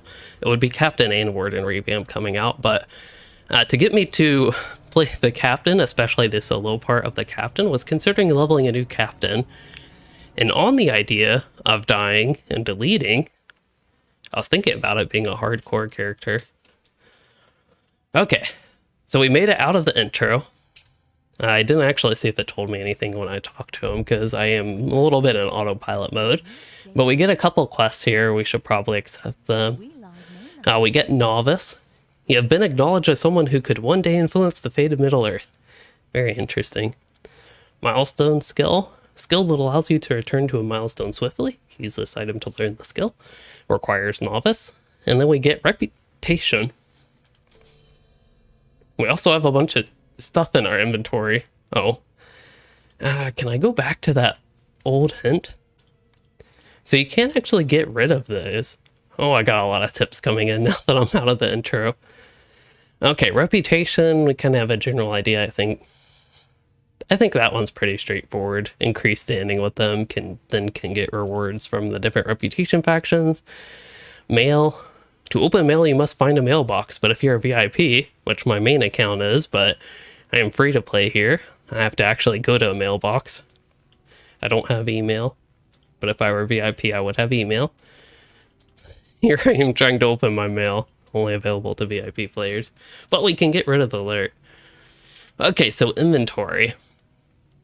This is where I feel like my time in LOTRO would start to drop off a little bit. Oh, we can sort. Okay. That is something I usually do, but the sort button does that. Imagine that. There's also the LOTRO store button that I'm not used to because, again, I usually have, on my main account that is, I have all the... There we go. I have a lot of inventory slots. I did not even realize I had so many. Do you have to buy all these individually now? Because I don't think I had to buy this many. And you used to be able to just buy like a 6th bag. I think that is what I did back in the day. But it doesn't really function like that anymore, I guess. There's also something y'all might notice. The sky looks weird. And like the intro. This is something that I could actually see being rough for a new player, though. If you get out of the intro and it looks kind of gray and ugly here. This looks like it should be a lot prettier of an area. Well, the sky effects from the intro, I believe, get stuck after you get out of the intro, but I believe that relogging will fix it. So we'll try that. But if anybody ever did the intro on LOTRO, came out to the open world, and for some reason it was really ugly, especially the sky, relogging will hopefully fix it for you. Oh, there we go. And it's nighttime. Login reward available. You are eligible for a reward for logging in. Mithril coins. Open silver for free. We'll do that. They really throw you a lot of stuff. Which I guess is okay, but like this firework, dwarf candles, places a white dwarf candle. I know this is actually useful sometimes in group content, but mostly a cosmetic thing. There's also Virtue XP. We did see Virtue as one of these tabs earlier. Okay, now it gives us a tutorial for it, so because I have some experience, I know that Loyalty is a great starting Virtue. I'll go ahead and select that as my earning one, but I can't seem to do anything with it. I also have Race Traits. So I've already opened these, but now that I'm out of the intro, it gives me the actual tutorial on them. Also, we have another point for Strong Draw. So we got that, and we got a set bonus. So we get movement speed while we are inducting. Neat. This quest available thing, that's kind of, I don't know, that's in a weird spot. I'll just, yeah, I'll move it there by the mini-map. Hobnanigans. This would make no sense to me if I were new. Like, if I were actually new to the game, this Hobnanigans thing would make no sense to me, and I would have no idea if I should do it or not. But I complete and I receive a map. So finish now. I got the map. I don't seem to have to do anything. Ivan, you've been a channel member for 2 years? That is a long time. I can't even believe it's, what is it, 2023? It's hard to believe it's that many years now. Anyway, we're getting quests. The sorrows of the Eldar are never ending. I mean, you can kind of see on the minimap there's a quest up there, but I could see that being very easy to miss if I didn't already know the quest was there. But we have the prologue. I think that would be the most important one. I know I tend to like to just do all the quests in a game. Might you spare a moment of your time? So finding out I missed one like this could probably bother me. I thought those looked like Elrohir and Nelodon. I honestly have no idea why they're here though. Hunter trainer.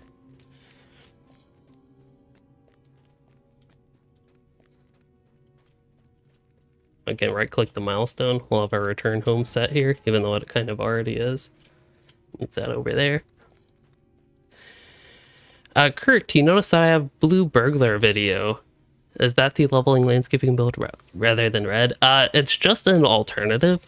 I enjoy playing Blue Line, and I know a few people at least that also enjoy playing it. And it has some uses compared to red, but overall red is more, I'd say, generally useful. does higher damage. That's one of the big things. So Stand in the Fire, you started during the Yule Festival and you got lost with accidentally following the holiday and event stuff thinking it was normal content. Yeah, I think that's the big part. I don't know exactly how this could be done. See, the thing is, when I give just generally feedback on LOTRO, I give it from the player perspective, so I can easily describe what I like or what I don't like. But this is where the developers come in, and I can say like maybe certain ideas for how things could be. But that's why it's important to have developers of the game, and that's their specialty, actually implementing stuff. But I'm thinking one thing that could maybe improve that experience is having a clear identifier that it's some like special festival event that's not a part of the like normal content for the game.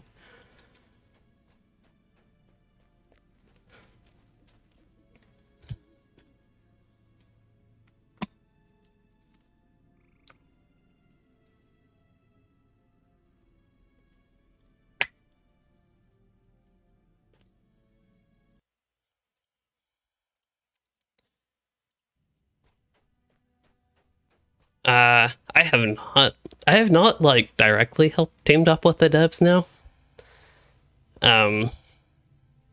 Helping them improve. But like when I make videos or even streams, I don't know if they watch my streams, but just when I, have any sort of content for the game and give feedback, that's more so what I mean. Okay, so crafting. This kind of wears me out, to be honest, but crafting. So we got an introduction to the crafting system. Okay, they give you a very long explanation there, so if you wanted to read that, that'd probably help you a bit. And we can start crafting if we want. We will do Explorer. We'll go Elf Hunter Explorer. I know, very unique choices. Also notice my inventory is getting kind of full, so we should probably try to sell at some point. I don't know, maybe talking to this random person with a green icon above their head we can sell. So I see you can lock things. You can also unshow lock, so you can just lock stuff and not have it sold when you click sell all. I don't know how clear that would be to a new player. To me, these dwarf candles seem fancy, so I'll lock them. That gives me agility if I eat it. Light hides. This can be turned into leather using the forester profession.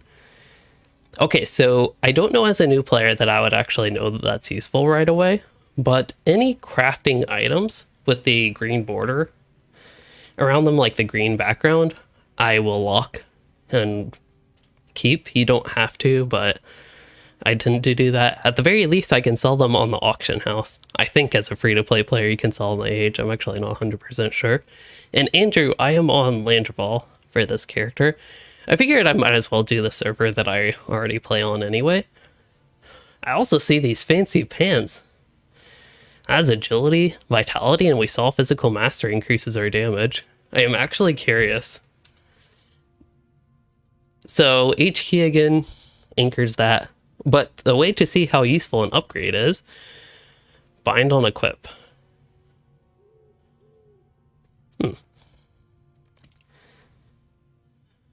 And then we'll just check barrage again. And those pants actually gave me a decent damage boost. That's about 8% extra damage. So you have to buy slots to auction as a free-to-play player. That's actually a little bit rough, but... Dwarf candles should not be kept. Well, not necessarily be kept, but they're just neat cosmetics. You can just place them down. It's just, to me, trying to roleplay as the new player, it just seems like a fancy item that I should probably keep. What can I do for you?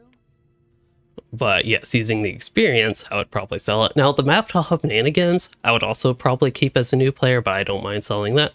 But yeah, maybe first we should go through and just double check that I've equipped all the good gear. I think I have. No, I did not equip that metal helmet that's somehow medium armor. I think I equipped all the good weapons. And I got my new pants. I got another ring I can equip. There we go. And all these seem to be just trophies sold to vendors for coin. Can I be of service? So we'll just sell all. And now we have some inventory space. And we get introduction to all these. Be of service to me. Greetings, friend. Will you lend me your ear? So it has an introduction to all our crafting. Will you lend me your ear? All right. So we talk to this person. I think these are relatively straightforward. Open the crate, get your items, do some crafting. We probably got tools here we'll have to worry about. I'll do Prospector first. But yeah, we'll open these crates. And as a prospector, you need to be near a forge to do the smelting. And then that wants us to make a copper ingot, so we'll make a copper ingot.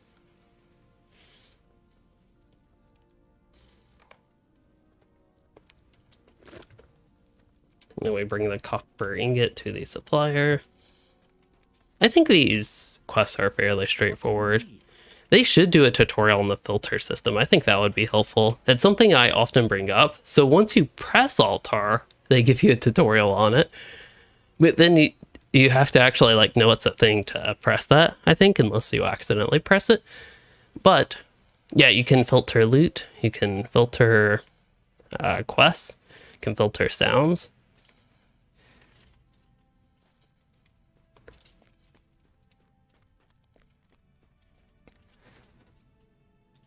What do you need?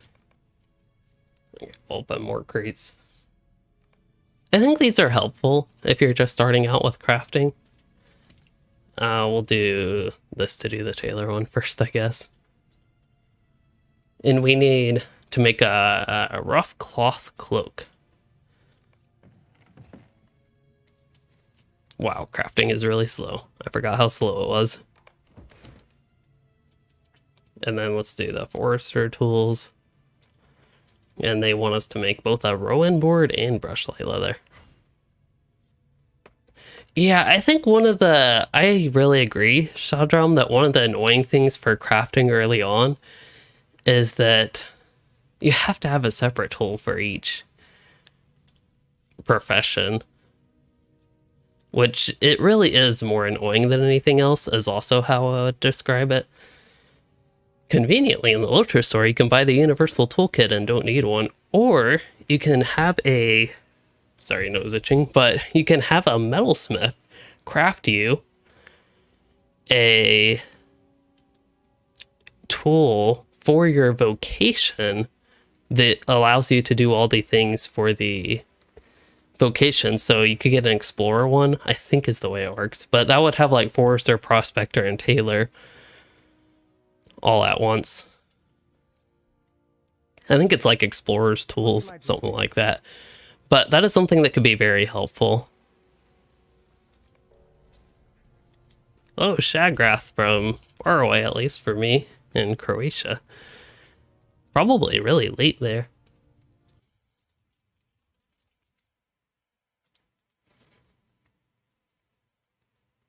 New captain guide. That is certainly possible, but it will be after the captain revamp.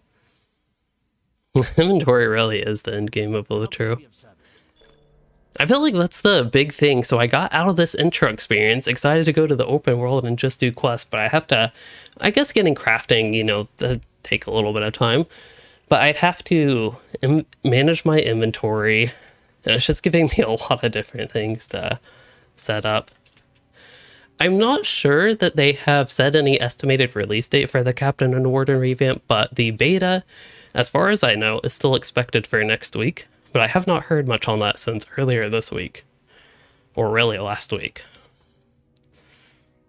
Like last weekend-ish time. I think that's when it was. Yeah. Practice makes perfect. Ciudad Melon, will you stay a moment? Hail, friend. Nice. Well met. Oh, they're just trying to sell ingredient packs. But yeah, I can make myself some medium armor now. I got some ingredient packs if I wanted to make them. They're level 7 though. Okay, these have tanky stats, not necessarily stats I would like. So I probably wouldn't craft these, but I could see a new player just crafting these. They aren't bad. They're of course an upgrade, but they don't have stats that I necessarily would want. But I think it's about time we get adventuring. And I have Defense of the Forest, which is all over the place, but I also have a couple more quests down this way, so I'll probably try to head there. Oh yeah, 2:40 a.m. That is way late.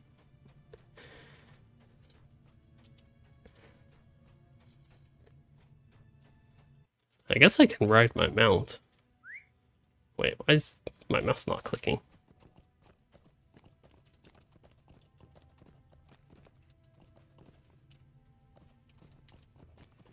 Okay, I think we're good now.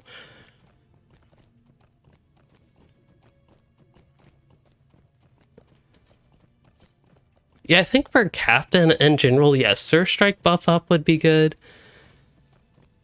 Defeat event buffs are probably useful, I honestly forget.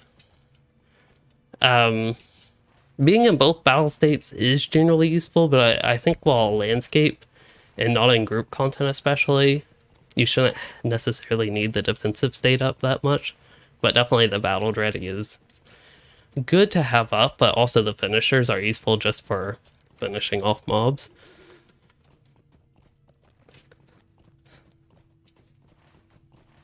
Oh, I also have these new abilities. So I can track different things. Probably track Forester for now. I see you can't track both. I'm actually really hoping with the crafting revamp that they let you track multiple things, because then you could be a forester, prospector, and a scholar. So you could have 3 gathering professions at once, and actually have all 3 being tracked at once would be very nice to me.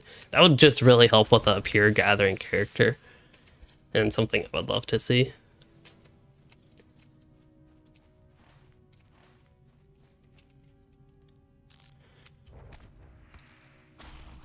Yeah, combat's fairly fast-paced. Most things I have noticed.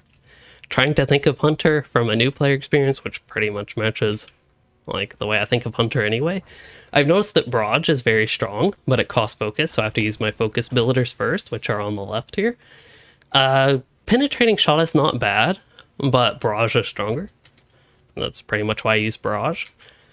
Barbed Arrow is good to open up against a mob, but Blindside does a lot of damage. Has a long cooldown though, but Blindside also gives me 3 focus, so I can use Barrage. Penetrating Shot does a debuff, but I don't think there's enough time for that debuff to matter. Killing these mobs. The new Hogwarts game. I saw something about the Hogwarts game.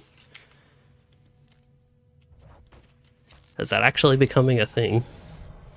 Hobbies. I guess now that I'm level 7, they want to let me know about that. Really what they mean is fishing though.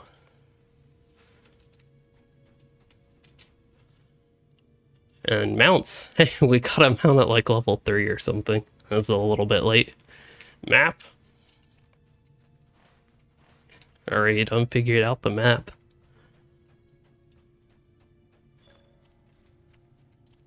Oh, it releases this week. I did not know that game was actually ever coming through or being released. Welcome. You've come at a most fortuitous time. Yeah, Hogwarts Legacy. I think that is the one I heard of. Hey, we get a new bow. Has more DPS. Mind my words, traveler. Will you lend me your ear? Mind my words, traveler.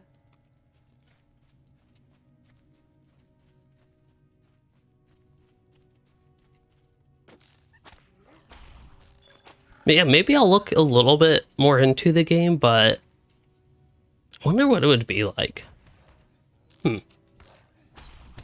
But I currently don't anticipate me wanting to do it. So as far as quests go, need to kill wolves. And need to collect wood. Although some of these only have rotten timber, so I guess I can't get them. Or any cask building wood specifically.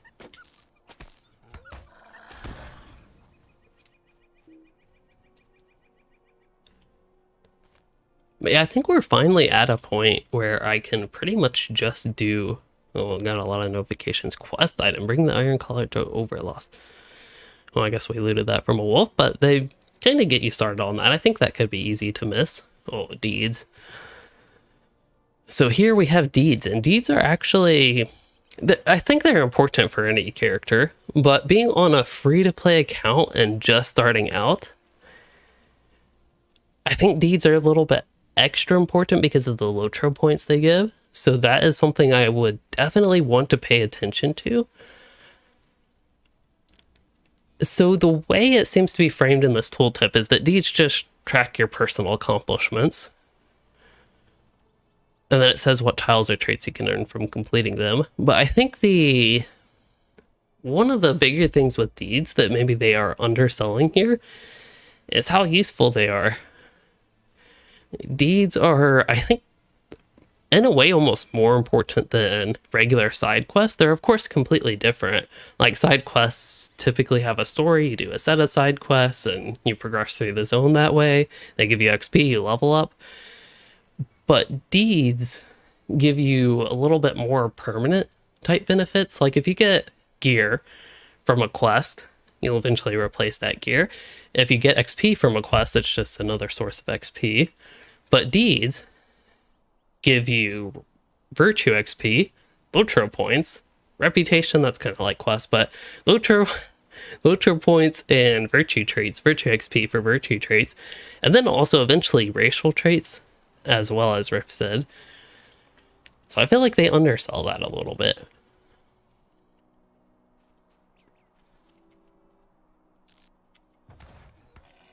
I'm also curious what my /play time has been. 1 hour 44 minutes. So, fun fact for LOTRO, the day cycle, so 24 hours of in-game time, I believe is about 3 hours.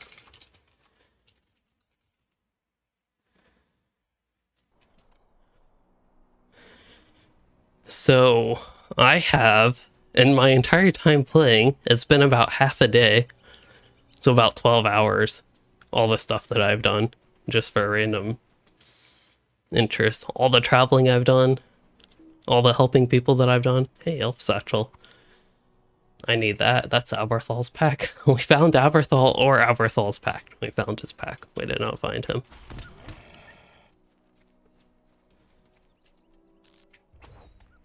Okay, so we don't need to kill more wolves.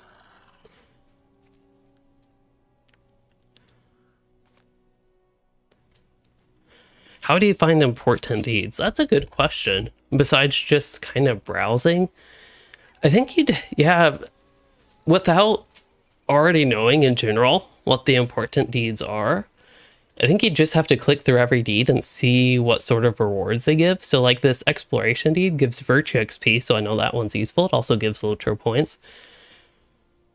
As a new player, I'd have no idea what marks and skirmish camps are. But that's pretty insignificant, the marks that it gives. There's also one to just complete quests in the zone, so 10 quests, I'll get 2,000 virtue XP. Now, the Slayer deeds are a little bit tricky, because the first Slayer deed only gives you LOTRO points, but the second Slayer deed, so there will be a Wolf Slayer Advanced after I complete regular Wolf Slayer, and that will give me virtue XP, so that would also be useful to do. So I think if I were trying to optimize my experience as a new player on LOTRO, I would complete all of the Arrow of the Wind deeds, actually. Fortunately, I personally like Arrow of the Wind, but again, if I wanted to just maximize my efforts early in the game, that would be a good target to start. And I think without having any external information, that's something that's good, and like why it would be useful. That's probably something, well, even as a new player in LOTRO way back many years ago, when it was useful to do all deeds, even back then. Well, typically. It was slightly different, but in general, deeds were still useful back then. I did not do them, because I didn't really quite grasp the importance of that. Even now, I could see a new player of like say, deeds are good for virtue XP. Virtues are really useful for stats. That would be the main reason why. So ultimately, doing the deeds really helps you get to the get a permanent stat boost for your character with virtues.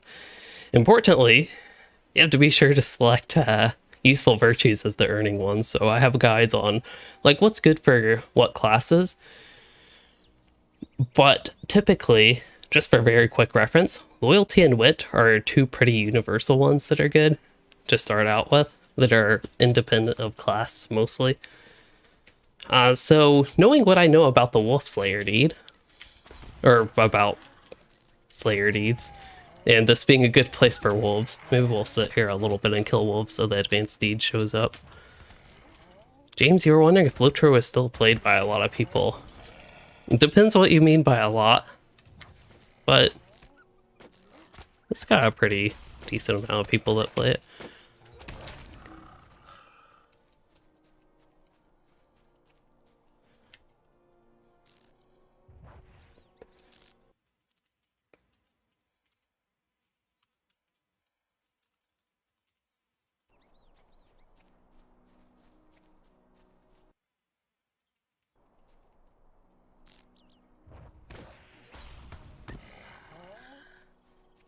And yeah, I think as Riff says, there does seem to have been an increase in relatively new player, returning player population. I think partially because the anniversary last year had, not just the anniversary itself, which had some temporary events with it, but the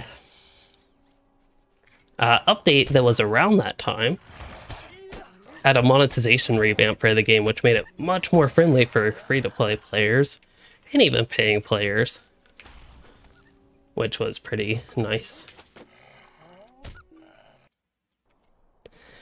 Andrew, you're wondering if I do end-game rating, like with Hidden Horde, Tier 2, etc. I did a lot more at the level 130 cap, though, than what I have done at 140. It's ended up being an odd level cap for me, because I did like the 3-mans when they came out. Like when I was doing Gundabad on Arkenstone, I did that. But by the time I took a sort of unintended break from Gundabad, the 6-man wasn't even out yet. It was just super easy with the little content they had to get burnt out. So that's ultimately what happened with me. But I was also playing on Anor as my main server at the time. So we were doing a lot of level 120 endgame at the time, I want to say. Collections. Oh, now we can do Shift C, by the way. So instead of doing like K and going to the mount tab, what I find more useful, same with cosmetic pets, is going to the mount tab on the collections panel. And if I just check have, there's my steed. Just for reference, on Landfall, there are 525 non-anonymous as well. And yeah, Arkenstone, I believe, is the most populated. So even Landfall, which as far as I know is kind of middle to lower population, there are 5 servers, so I would guess it's around 2 to 3. I don't know if Crick Hollow is still high population, especially considering it's not like the recommended new player server, because they changed it to Gladden because Gladden's low population, or at least was. Anyway, that aside, Might you spare a moment of your time? it's not even that big of a gap between the servers. Actually, that's relatively big, but still, it's not like 50% or like it has double, triple. That's what I mean. Stay a moment. Okay, so we got a bunch of talking to people. How can I be of service? Over Loss's Helm. Yeah, we'll get that. It's medium armor. I found out medium armor's the best I can wear. And it gives me vitality. Haven't checked what vitality does. I've only checked what agility and physical mastery do. I don't think I've checked finesse. In crit, we had a general idea. Or I would have had a general idea just based on the name from general gaming experience, but you do extra damage when you get a crit. You have a chance to get a crit on each attack. And LOTRO, the base crit multiplier, which is, I think, different from a lot of other games, is 1.5 times damage at baseline. But then LOTRO has the crit magnitude stat, which increases that multiplier. Anyway, vitality increases our morale. That's the main thing we really care about at this point. but also gives a little bit of tactical mitigation and resistance rating and non-combat morale regen. Anyway, I just realized as I'm getting this stuff, maybe I should have looked at that when I got the ring, but that was one thing I did not look at. Might gives me a block and parry, not very useful as a hunter. It looks like we are ready for turn-ins back in Kellendam, but what's actually really hard to see on this map is Hallowed Ground. I did not finish that. I did not go to Thomgalair and complete that. I also have... I see an interesting thing on my mini-map. Rowan Branches. Hey, right here.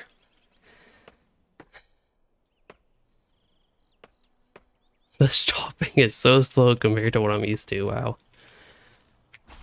I really forget all my characters have the universal toolkit, so I'm just used to the speed you get with the universal toolkit.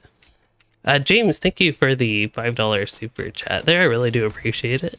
So it's nice to see people play this game. Oh, you played on a server that apparently closed. Yeah, they had been talking for honestly a long while now about trying to reopen the server transfers. I guess we need our prospector's pickaxe for this, but they talked about opening the character transfers for a long while, but it seems like one, the community has stopped asking about that after it's been so long since they first started talking about trying to get that back up, and two, it sounds like they just haven't made good progress, and three, it seems like their efforts have gone down on trying to open that. That's at least from my perspective what it appears like. Like, that's the impression I'm getting. That's what I'm trying to say from them. Whether it's true or not, I don't know, but that's the impression they are giving off. Rowan Branches. Yeah. Get the axe.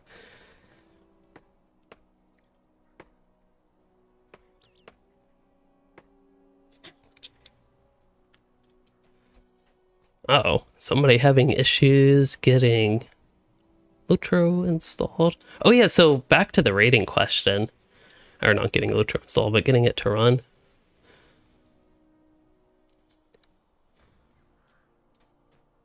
Hydration check. Good idea. My mouth is getting a little bit dry.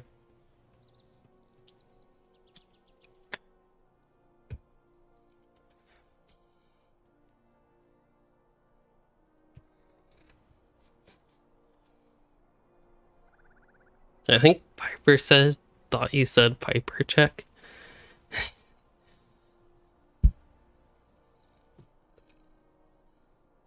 She's just calmly napping here, wakes up, and now it's like, gotta get her scratches in. Oh yeah, so Gundabad rating and the such. So yeah, I was doing a lot of level 120 and 130 raids at that time.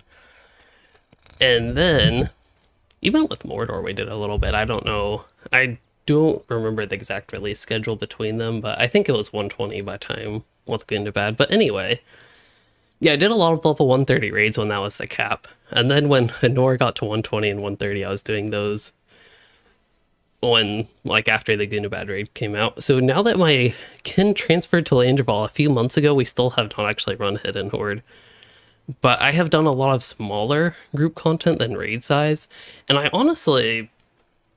So usually I would consider myself somebody interested in raids, but the past year or so that I haven't actually done a raid... Well, we have done some raids. Haven't done Hidden Horde, I should specify. I have found myself more interested in smaller group content, smaller size group content, as in like 3-mans and 6-mans. Usually I've been more interested in those anyway, but I don't know, there's something about raiding that just has been unappealing to me lately.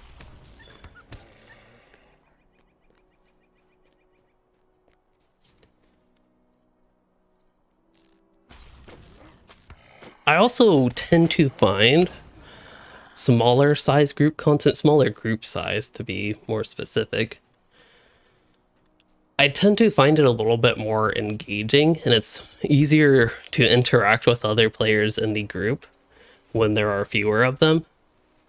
So it's I don't know. I'm really the same way in real life. Like doing some big giant group event isn't the most appealing to me, but having a smaller size group event is more appealing to me. But let's be honest, I just sit here playing LOTRO most of the time anyway.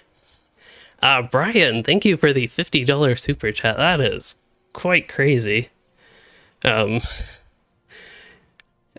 You said you appreciate, I really do appreciate that, but you said you appreciate all my guys, and you can't wait for updates. I am playing on Landval right now. So I started LOTRO on Arkenstone, and when the original server merges happened, way back in Gondor period, I needed to feed more creatures here. So I stopped running in circles.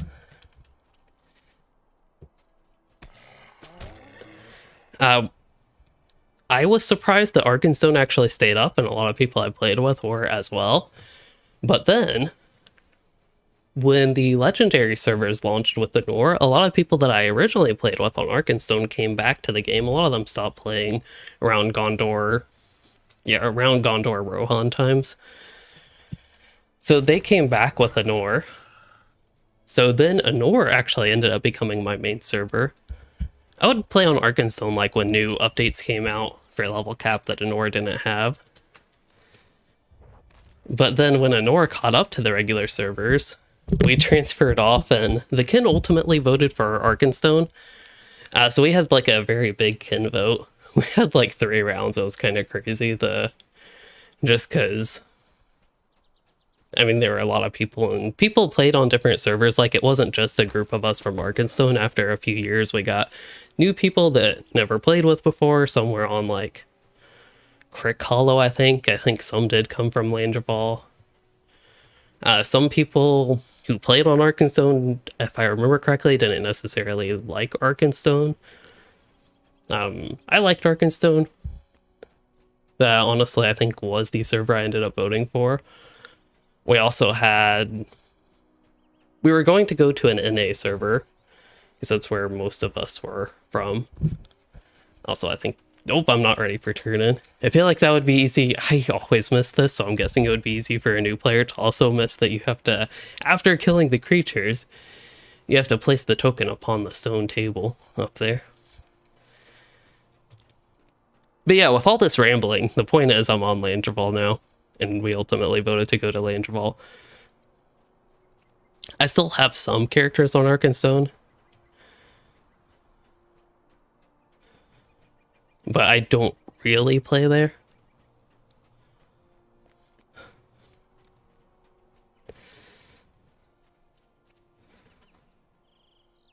Oh, the lighting. For some reason, the lighting looks really bad here. That's not ideal.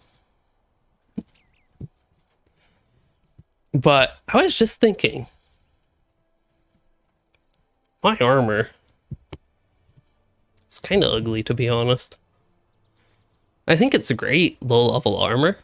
I actually kind of like when low-level armor is ugly, so you can have some sense of progression, but this just seems to be an extra level of ugly. I don't even mean ugly like it's poorly designed or anything like that, but that it's like a little bit of a mishmash. Yeah, that's the word. I think that's actually a word, but like hyphenated word. Anyway, it's like a mishmash of different things that don't really go all that well together. But I actually love when games have armor like that. Mismatched armor.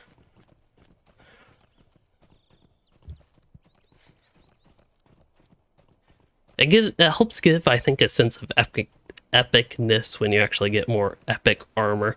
Clown Fiesta is your chosen phrase for low-level armor. That works too. I think other games, I would definitely be able to describe it as Clown Fiesta. The main reason I probably wouldn't initially think that with LOTRO is it's not quite bright, flashy, and colorful enough.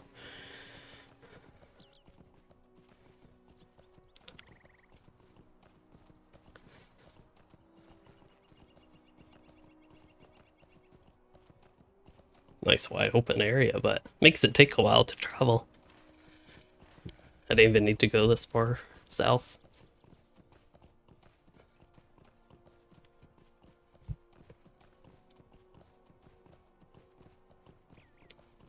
But yeah, again, Brian, I know this was a moment ago, but again, I really appreciate the super chat. That one, $50, quite crazy. It does help support the content going forward. Keeps the videos and streams coming as well. Shadow is on my spirit. Will you hear my sorrows? Word of warning. I also would probably see, the thing with reading quest text is, for me, it's typically really boring. I'd rather, whatever story they're trying to tell, I would rather get a sense of that from the actual gameplay experience, and maybe seeing like little bits and pieces scattered about as I'm doing the quest. But I know a lot of people also like reading quest text, especially in LOTRO. It seems to be more so than other games. So something, if you are a new player and maybe using the stream as a tutorial, I'm still hoping it's helpful for that. One thing you might enjoy is reading the quest text, but I thought I'd bring that up since I know some people do that in LOTRO as well, and I tend to skip that more often than not. Sometimes if there's something really particularly interesting that piques my interest, I will read the quest text. Sweet-eyed Malin, Maid of Anon, might you spare a moment of your time?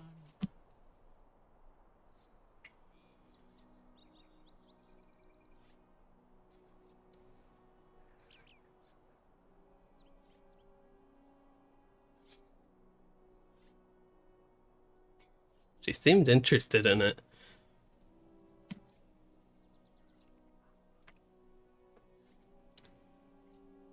Do you actually want the water? I've never seen her do that to my water bottles before. Not that I've ever offered a drink where she can't even drink it. They have, for context, water right there, and actually I have to open. Somebody got me for, yeah, I guess for Christmas, a present. It was more so for the cats, though. A little water fountain for them as well. I might move that actually to the counter there by the cat tree. Anyway.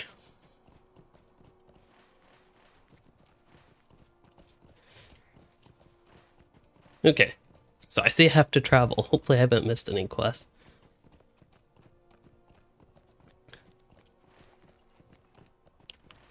I think I'm on track with everything here.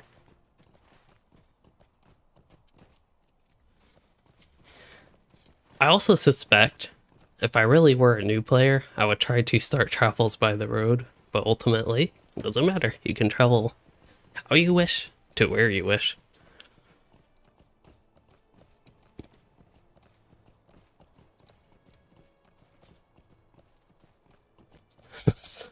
The steed is so slow. I'm just not used to this. I remember way back in the day, it was so exciting getting the first Moria goat, even though it was 32% speed. But now, all my characters that get that goat, it's 78% speed.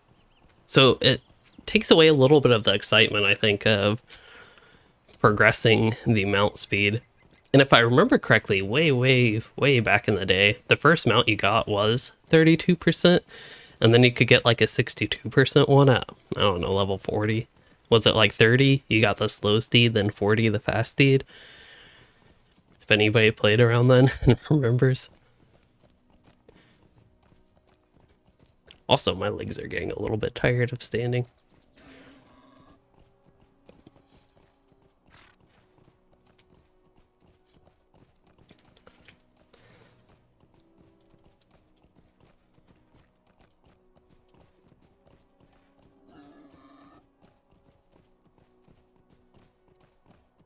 But yeah, something I'm noticing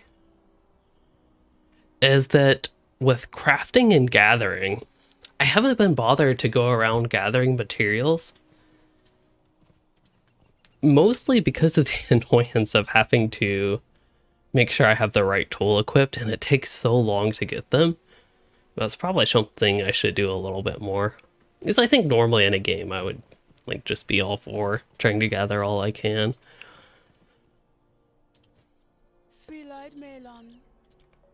Govanen, might you spare a moment of your time? You may be of service to me.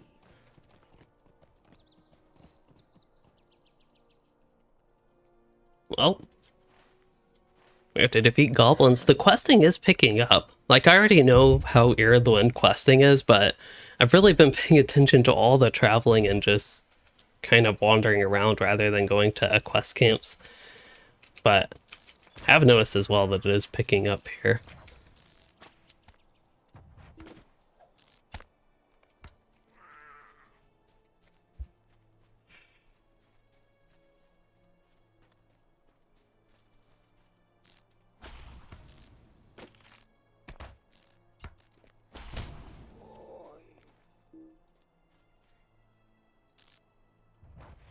Something I could experiment with, and I'd probably... Oh, I actually have trait points to spend. Oh, we'll get split shot. I need an AoE. And I wonder as a new player if I would pick Press Onward.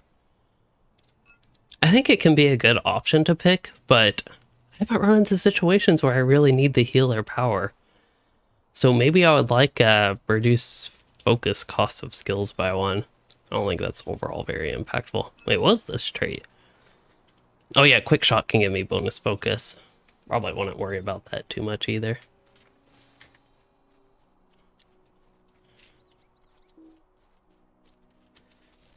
We had a tutorial tip thing about open tapping. So if I somehow remember that just from reading it, I would know that it's important for me to try to hit. Like, if somebody else is attacking a mob, it's beneficial for me to try to attack them because I can get... That's auto run. Gnome lock is default, but I use middle mouse for that. Anyway, that actually did give me the idea. All these tips that have popped up and the such, one thing I have never been great at is actually remembering anything like that in a game. Like, it'll give you this just bit of text information about whatever, but actually experiencing it, I guess, is more helpful in actually remembering it.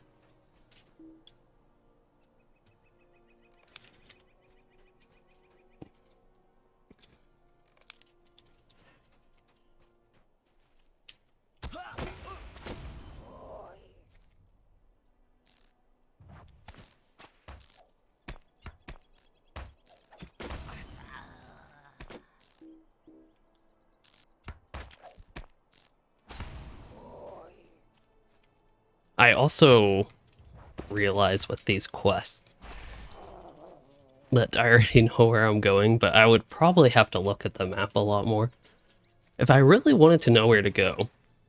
I also don't know if I were completely new, if I'd even pay attention that much to the map. I would probably just wander around until I found Pomp Rush, but I don't actually know.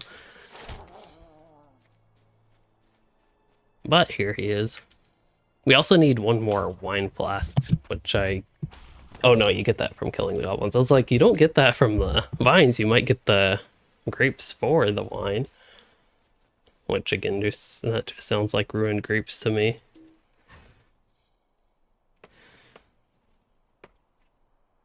What does this cat have in her tail? It's bothering me. Is it litter?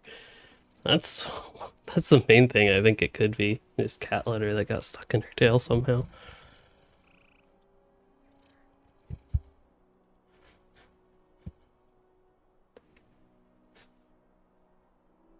I don't think she likes her tail being picked at. I have no idea what that is.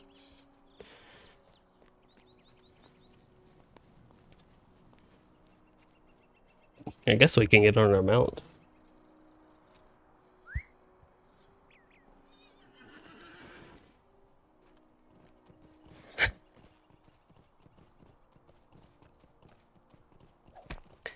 Cinder Prime, he said this needs to be made in Unreal Engine 5. I don't necessarily disagree that an Unreal Engine 5 LOTRO world would be... It would be... I think there'd be a lot more visually appealing to look at, especially if they kept in similar style, but that's what I've always said with any sort of graphics overhaul. which is pretty much what they're doing. Just as far as I can tell, the intentions with the graphics overhaul is Hail, friend. bringing what they have done in newer zones to older zones, and like continuing to have new assets and the such in new areas, and occasionally have an upgrade like the You may be of service to me. per pixel lighting attenuation, whatever that setting's called. But having me as a consultant, as much fun as it is to play LOTRO and give feedback and the such, I don't know how well I would actually do as a video game development consultant. Anarchy Online, Asheron's Call. Those are two games that I have heard of. But there was this game that I played to like level 4 or something. But I always enjoyed it when I played. Lead developer. That would be even scarier.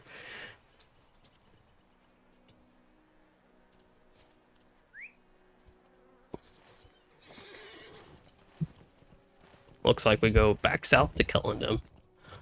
But because I am not a completely new player, I don't know, maybe as a new player they would go up to Dwilland. I'm actually going to go up to Dwilland, do whatever they have me do in Dwilland,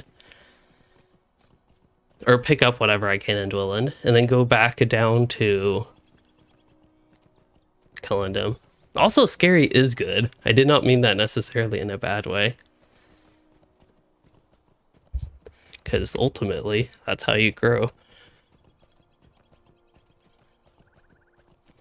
Like, just kind of randomly, unrelated to my YouTube content and the such, I am going to be substitute teaching a class, sort of, at some point soonish. And while it's, at this point, it's not really too scary, but, like, generally, it's a somewhat scary thing. It's a good scary, because, as he said, Ascender Prime pushes us. Won't go anywhere without doing scary things.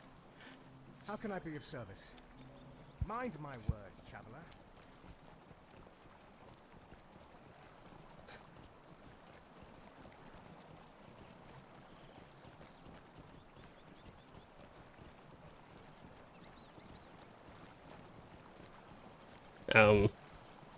Oh, we have to get the fragrant herbs, that's right. I'm getting ahead of myself already. Yeah, this is not usually the way I go about the quests here, so I'll just head back to Dwilland. But now I have this. Oh, can you do this as a free-to-play player? I can. Okay, good. I was worried that you might not be able to take travels. I think it's you can't take swift travels, which I don't honestly care too much about at this point. We'll see if that changes later. But I could take an automatic travel down to Kellendam. That's what I care about. Gives me time to pet the cat as she presses on the keyboard and tries to fall off the desk.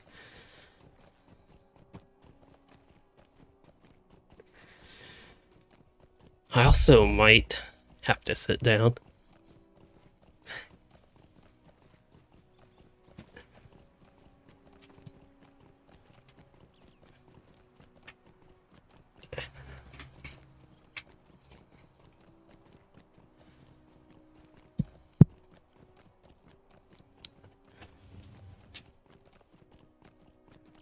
And because I'm weird, I have to sit with my legs crossed. I don't think I ever played EverQuest in DAOC. Dark Gauge of Conan? I don't know. Is that a thing?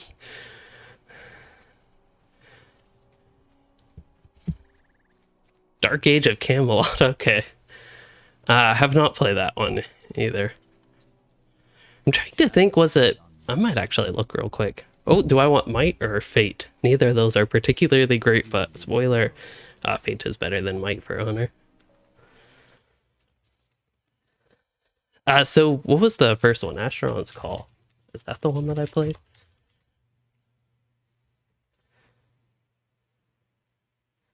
I don't think it was Astronaut's Call that I played. But there was some MMO that I don't remember the name of it really. That I, again, played to level 4. I remember it being somewhat difficult / slow progression, even though I enjoyed my time in it. Again, I did not get far, though. What was that? There was another game you all mentioned. Before EverQuest and Dark Age of Camelot. It was another, like, Anarchy Online. That's what it was.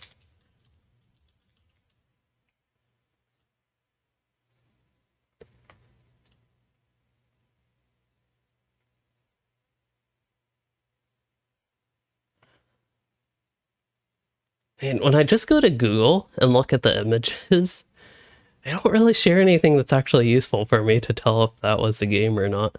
And it was so long ago.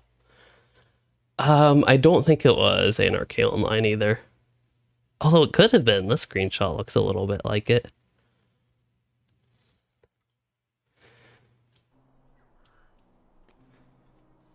I don't think it was EverQuest either, but I can look at that.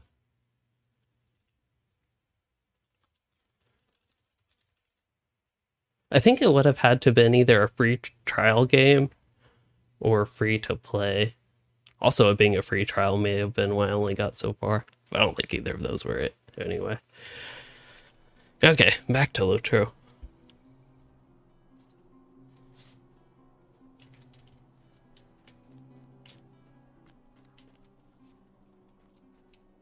We have a new quest from Toron.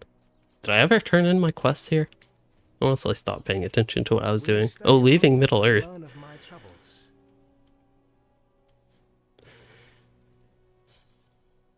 I take it somebody's going west.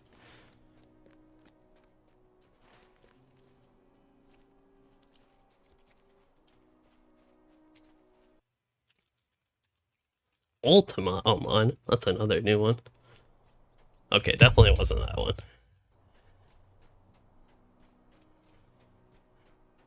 See, I started with World of Warcraft was my first MMO.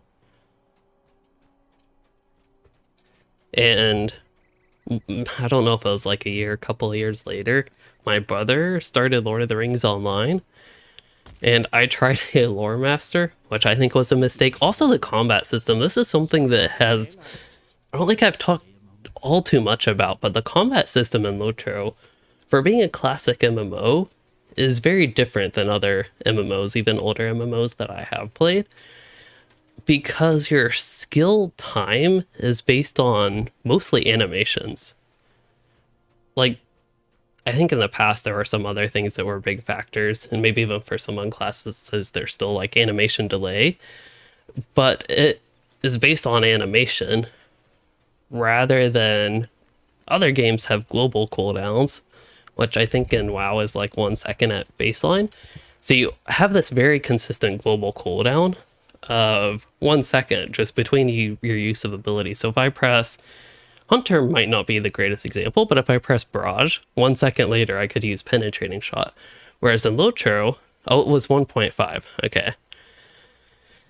But yeah, in LOTRO, it's just based on whenever you have your press ability, you have the animation, and then I think especially there used to be a pretty big animation delay on a lot of things where you'd have this time period after an ability animates and after you get the effect for it, there's just this delay between you could use another ability. And I think that was dependent on the ability itself, not like a global cooldown. But then next ability would go off. And again, the whole time is based on the previous one's animation. And some abilities in LOTRO still have really long animations. I know some champion ones where they have like 3 attacks. Captain animations are very slow. I'm hoping they touch those up in the Captain revamp. That's actually the biggest thing I would look forward to in the Captain revamp. More than anything, it's just not even necessarily speeding up the animations, but making the not as slow. So something I notice with some LOTRO animations to make them not like take forever to execute the ability is your character moves like insanely fast, and it sometimes takes me out of the immersion how fast they attack. Like in LOTRO, your auto attack swings, you like just sit there for a while and then you do a really like very fast movement for your auto attack, which sometimes doesn't take much. Wait, I don't know where I was going with that sentence, but yeah, it just feels a little bit weird sometimes if I really pay attention to it. Also, we already got the swift travel to Duillin, so I don't know why we're riding on our horse up there.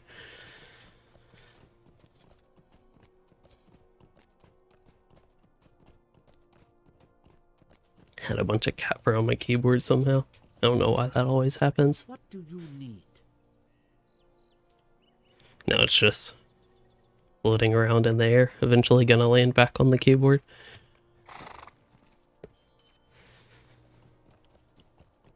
Yeah, with LOTRO there really isn't. Wait. Oh, in EverQuest there isn't much. Player tested information spreadsheets. There's a little bit of that, I think, in LOTRO. I don't know about Sims, though.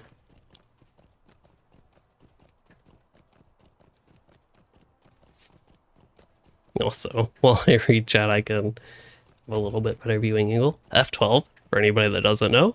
Tahai UI. For the free quest coupon, it probably wouldn't impact you until you were quite high level, but it is true that there was some free content in the game that was given out with that. It seems probable that they will have another coupon like that available at some point in the near future. They've done it so much lately that I would be more surprised if there is not one at some point this year than if there was one. But mainly that got you access to some quest packs above level 95. There were some scattered low level quest packs, but those are more so just alternative low level zones compared to the like normal ones that you do have access to in the free to play. So I don't think that overall matters too much, but yeah, there was a decent bit of content past level 95 that would have been unlocked with that. And if they do another free quest coupon code, there will probably be another one like that again. And have similar things. Also, we have new cloak and our inventory is getting full. This being a free-to-play account actually makes me pay attention to my inventory a lot more. Simple rations are simply not very useful, even though they appear like they might be. So I'll sell those. Health potions I want to keep.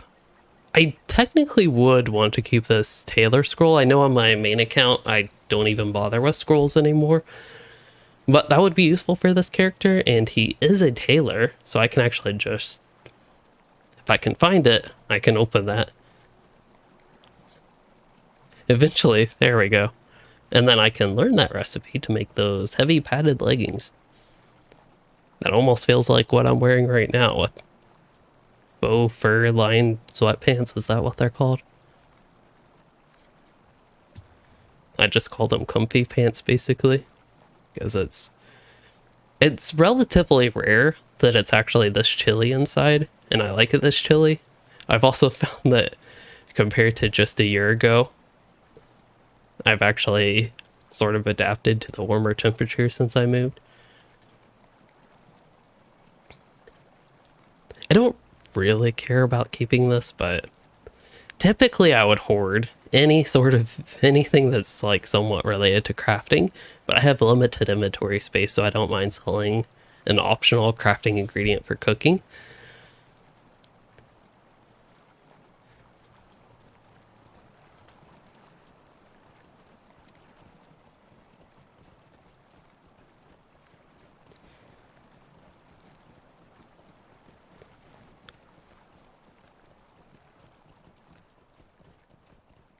What a nice view from here.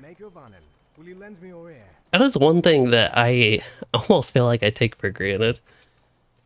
is some of the great views that there are in LOTRO like this, even just starting out early. There's some fairly extreme landscape here. I think that's even Yondershire type area off in the distance there nowadays, but looks very nice. I think one of the things about distant landscape in LOTRO is the texture quality is not great, but from a playing the game perspective and moving around, like not just sitting here looking at a still image of it, it looks very expansive, and to me just looks like there's a lot of world, which I think is some of the point of it. But yeah, it makes it look like there's just a lot of places to go, a lot of areas to explore.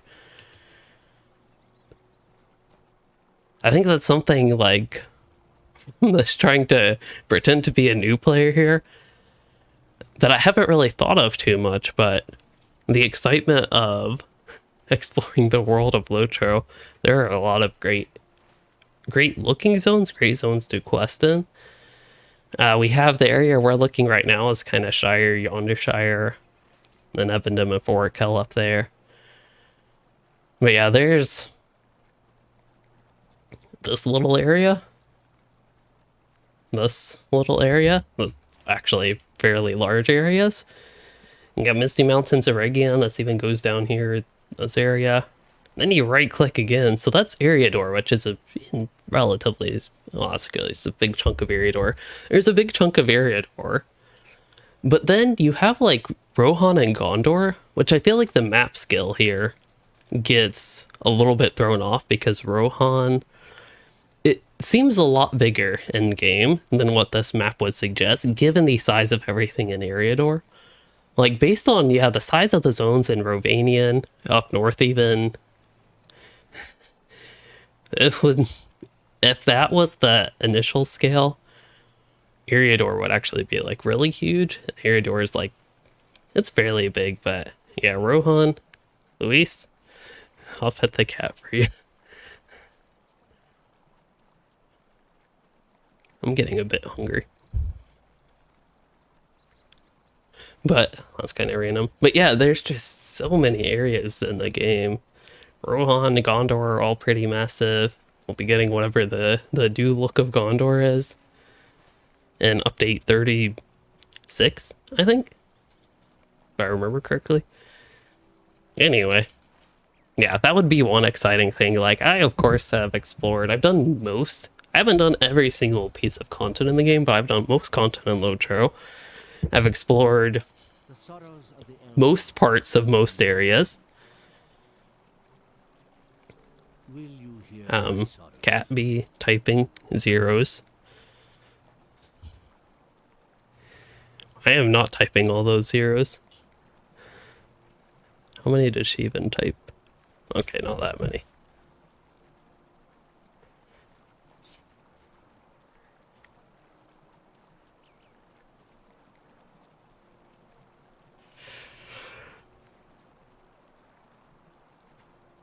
Oh, it's a sudden yawn.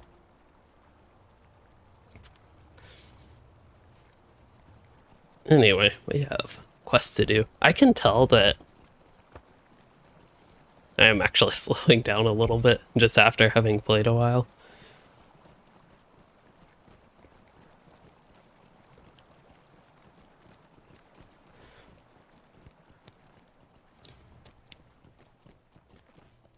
I think it is interesting, though, taking a slower pace with the just generally playing the game, how much less I get done.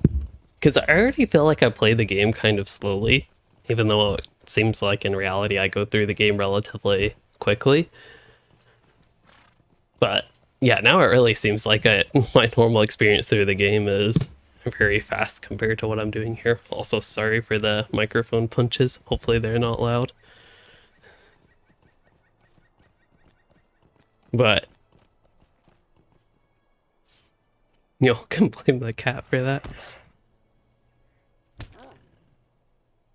Wait, with these new headphones, you hear every inhale and exhale from the kitty cat. Is that a good thing or a bad thing? Oh, there's some lag. So I was talking about doing a hardcore character earlier, and one of the problems would be lag. Once I get around to the stream, we can talk about all that, but dying because of lag would be not good. Alright, where do I want to put my AoEs? Probably shift 1, although that seems to cost focus. We also have this thing that, okay, before combat, rapidly increases your focus. This is a lot of lag.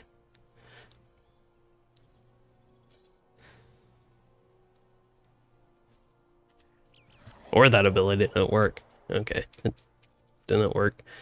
So now that I have focus, I can probably just press these 3 abilities and deal with that boar. What the new class? I have not seen One Piece Rat to mention the actual class name. I don't know if there has been a real hint given. A lot of people seem to think it will be a Corsair or Pirate type, which I think also makes sense. My main question would end up being, what races would it be available to? Because a lot of the newer classes in LOTRO... Okay, really, that's just Brawler. Yikes. Okay, the one newest class to LOTRO has been available to all races, and I know they've started opening up a lot of classes, outside of Beorning, of course, to more races. So I would have to question what races would make sense for a Corsair type class or a Pirate type class. Like, let's see, what is that? If I just Google Lord of the Rings Corsair, what does that look like? Corsairs of Umbar. Yeah, so if I look at Corsairs of Umbar, according to the one wiki to roll them all, the Lord of the Rings fandom wiki, they are a race of men, which I don't think would necessarily be a class. That would kind of be like a sub-race. That would be kind of like we have High Elf, Stout X Dwarf. That would be, yeah, Corsair race for man. And that's actually, when we went to Umbar, I was actually thinking that that would be like the perfect new race for them to add, as they've done again with Stout Axe, Dwarf, and High Elf. It would also be very good timing. So having that would be useful. So as a class, could they make a Corsair of Umbar? I have to remember exactly what was going on with Jajax, but I remember he was, I think, technically a Corsair of Umbar, but not working for Sauron, and was actually friendly. I also remember enjoying the quest with him. So they could have it like there are just a few Corsairs of Umbar that are working against Sauron or like fighting for good after the events of the One Ring and the such. Kind of like how the Beorning and High Elves are explained within the lore of the game. Like in reality in LOTRO, you have hundreds of like Beornings running around Middle Earth, but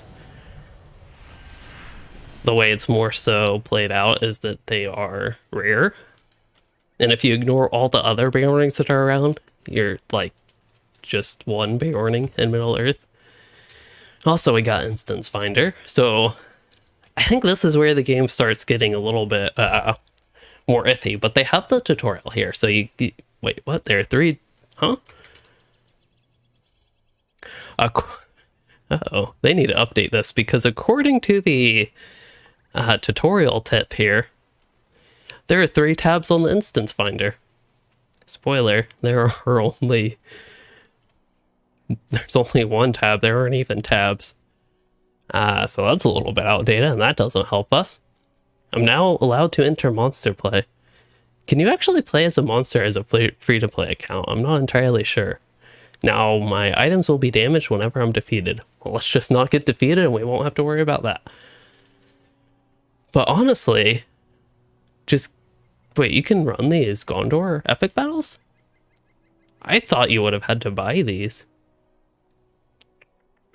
Because I know the Rohan ones, you like before they did the monetization revamp, you had to get them. I guess because they're a part of the Epic Quest, maybe that's why they're available. And that's why Helm's Deep, that Epic Quest, wasn't available as free to play. Like that was, if I remember correctly, the one area you had to buy to get the Epic Quest before the revamp, so this doesn't apply to us anymore. But yeah, if I just saw this and saw that I could have run Helm's Dyke, I would not go too well at level 10. Might be able to get through it. Helm's Dyke actually is relatively tough, but also we need to organize our abilities more. Okay, so I think at this point I will bring some of my experienced player expertise into my gameplay. I still think this is something that would take a while to sort out as a new player, but as somebody who has experience playing the Blue Line Hunter, I'm going to start moving my abilities around as I would normally have them.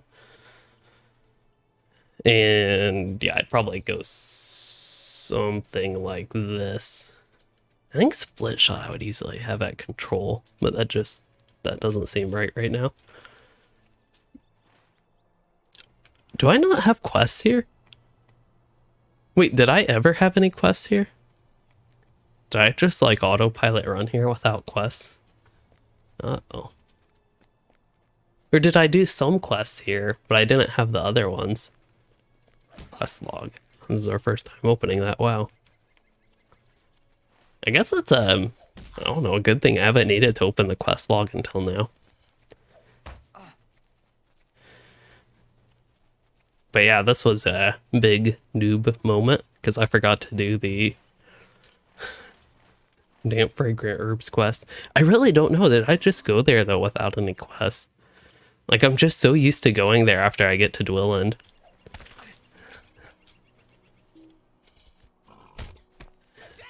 And I know you have to do the damp fragrant herbs quest, cleansing drought, to get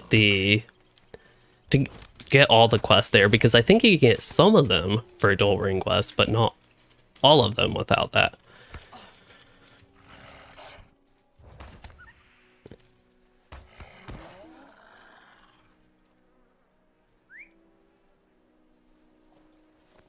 But yeah, the reason I didn't really talk about this, the reason I have my abilities organized like this on the Blue Line Hunter is the main abilities are your focus consumers here. And you mainly use the induction abilities in downtime. Swiftbow seems to be pretty strong at this level though, so that'd probably be a decent opener. And eventually, we'll get a trait that can give you a chance to make your next induction ability have no induction time, which is very helpful. But yeah, that's just generally why I have it set up like that here.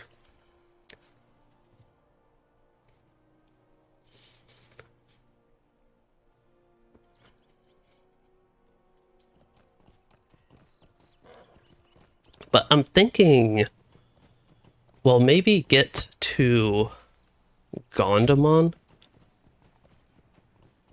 And we'll see there, but I'm anticipating that'll probably be about time for me to... Oh, we need to go north. But about time for me to start thinking about getting wrapped up with this stream, because I am getting a bit tired here at the very late hour of 9:45 p.m.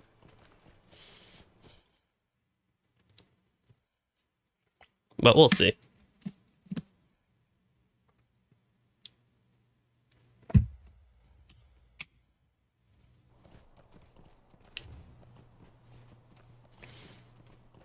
Oh yeah, new class. Well, it's still going to be a while till I get to Gondamon. I actually have quite a bit to do before that. It is a good time to get sleepy on Saturday night. It helps, I've talked about it being cooler in here. It helps that it's cold, because that, like, I don't know, it's comfortable to sleep in the cold, so that sounds appealing to me.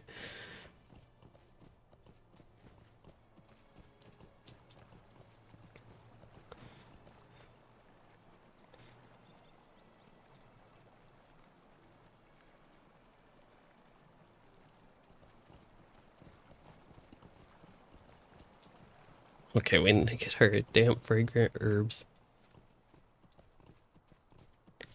Typically, I tend to go to the southern Like, there are two areas you can get the quest done. I typically go to the southern one just because it's quicker, closer. Also, I talked about doing the Wolf Slayer. We did get up to where the Wolf Slayer Advance shows, so that shows Virtue XP. I don't know if I mentioned Shift L as default for deed log. I realize that's probably not too helpful almost 3 hours into the stream. But yeah, that one gives Virtue XP, just to show what that looks like. So ideally, before we leave Era Luen, from what we see right now, we'd probably like to do Goblin Slayer. And then the Advanced Goblin Slayer, Wolf Slayer Advanced. Defender of Era Luen, complete quest there. So we'll complete a lot of quests, do some more exploration, do a lot of slaying. I mean, that's really what the deeds are, but to get the most value out of our time, especially long-term character value, that is how we can set ourselves up for success in LOTRO. I think it's something that if you're really bored trying to grind deeds, I wouldn't recommend like just pushing through with them just to get that done. But if you can enjoy doing the deeds, then they are very helpful.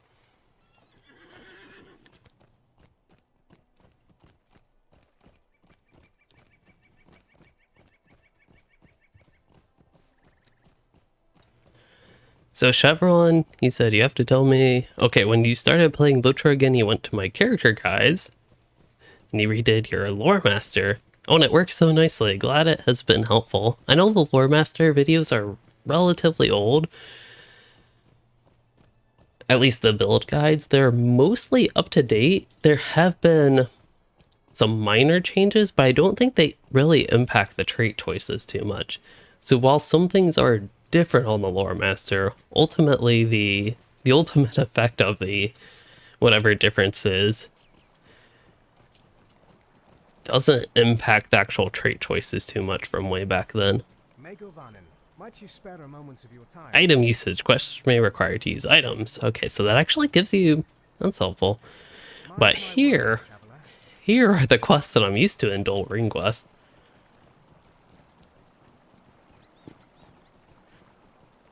Oh, at least you swimmed along that river for 30 minutes because you couldn't find the entrance to the housing area. Oh no.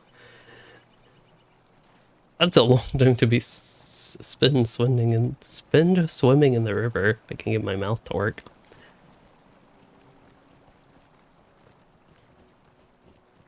I'm really debating here. If I get a snack, that'll probably help me stay up a lot longer. Because I wanna play this character a bit more. That's why I was actually hoping to start the stream an hour early, but knowing myself, I scheduled it for 7 p.m., which is basically when I started. Because I knew if I scheduled it for 6 p.m., I would probably have to end up pushing it back an hour.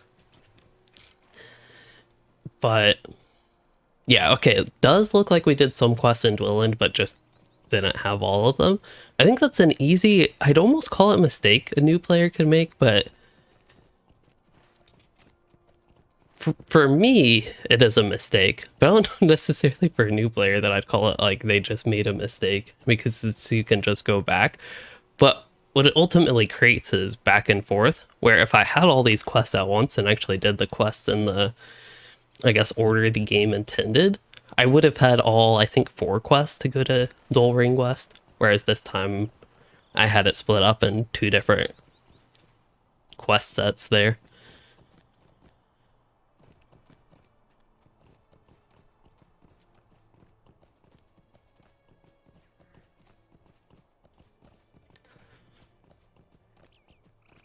I wonder what I'm up to. I still have not played for a day in game. I feel like I've done a lot for not even have been played 24 hours. I've also started to wonder,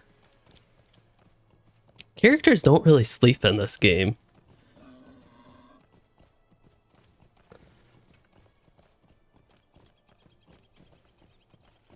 And yeah, maybe it's just a Middle Earth thing, but you don't really sleep. You can do /sleep though. If you really want to immerse yourself in the world, you could have your character sleep for 8 in-game hours or so, 8, 9, I don't know, however much you want them to sleep. Maybe elves only need like 2 hours of sleep. Hobbits need 14 hours of sleep. I don't know how much sleep dwarves need. Oh yeah, when somebody AFKs during a raid, that's a great time for a nap.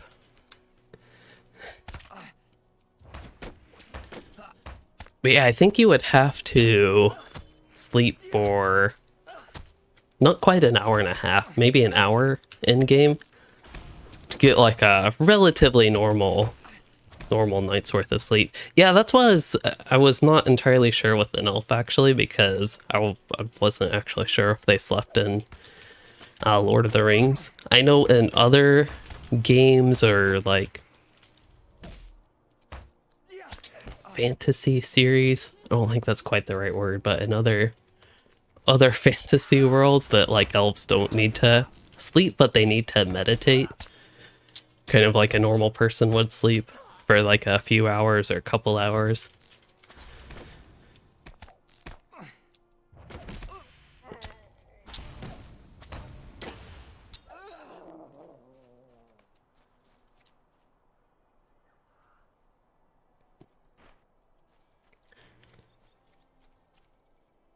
Okay, so that actually originated from Tolkien. That's neat.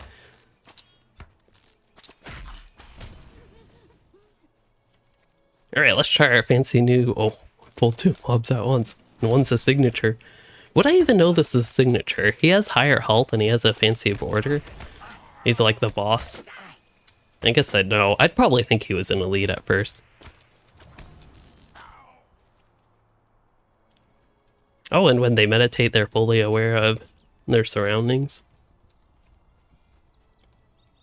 So it's not like complete trance meditation state.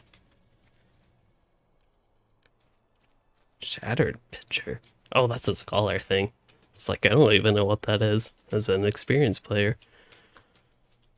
I think for Runekeeper, Chevron race doesn't matter too much. I will say if you intend to play a Fire Runekeeper, technically Stoutex Dwarf would be the best from a performance standpoint because they have a racial trait for increased fire damage.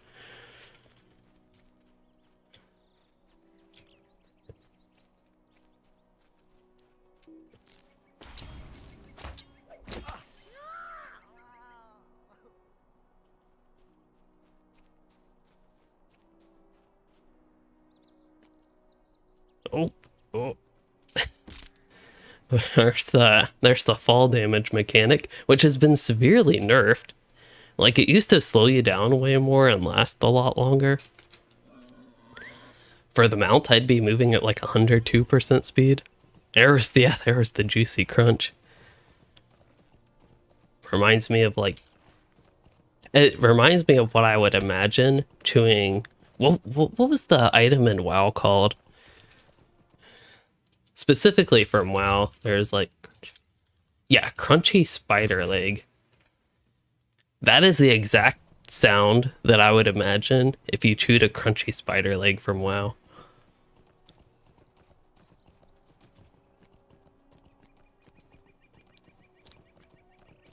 For anybody that wanted to know that or think of that. Where am I? Did I go? Oh, actually, I did go south. As a new player, I would probably be drawn to this location that says interior quest location. It has like the quest on the mini-map. It's a cave. And this is the festival gardens. Oh, is Hobnanigans here? I very rarely go in here, to be honest. Dynamic layers. I don't see any quests though. There's some elf gardeners. For some reason I thought this was a totally different place. But I don't see anything here. It was worth a visit though. Oh, it was kind of neat. Let's see, another question. Oh, Hobbit Lore Master. I know a lot of people that have made Hobbit Lore Masters.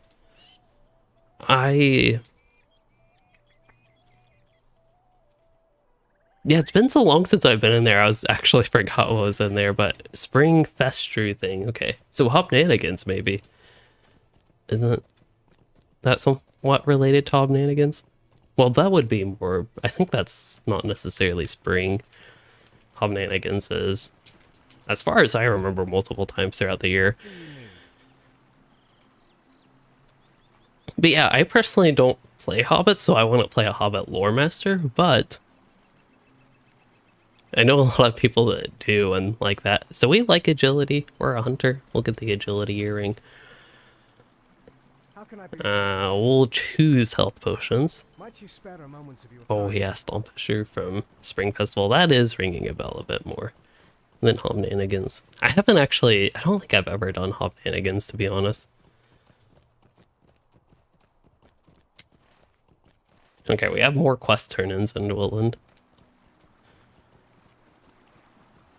I really think at this point, going back to the trying to pretend to be a new player here, that the main difference for me being an experienced player and new player is not all that big with the general questing progression. Like, I already know where I'm headed. It'd probably take me longer, but I ultimately don't imagine there would be that much of a difference. Like, once I got used to the quest system and all that, and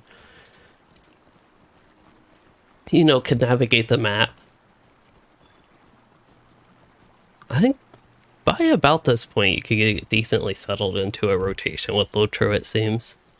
There's still a lot of stuff that, like with the deed log and that I have covered, but I still don't think I'd pay attention to that as a new player. I'd really just, for me and the way I personally play games, I would probably just quest, and that's all I'd really care about.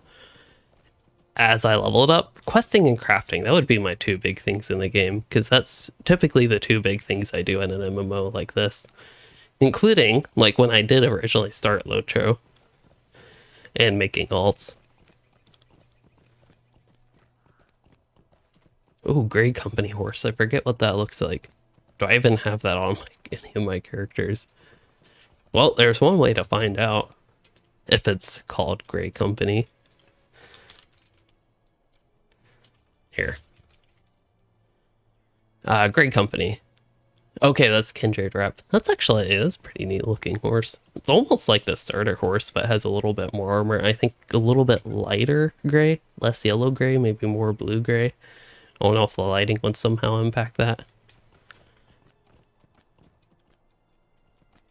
I actually did make a race I don't typically play, because I don't usually play elf. I usually play high elf.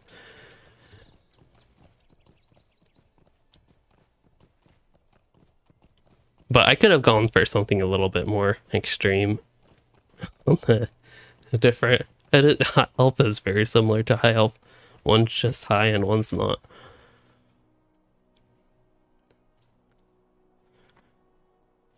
So there's an option, and maybe this is a good time for us to investigate. There's an option in the game to fix this lighting issue, but you're technically turning off turn off high quality lighting.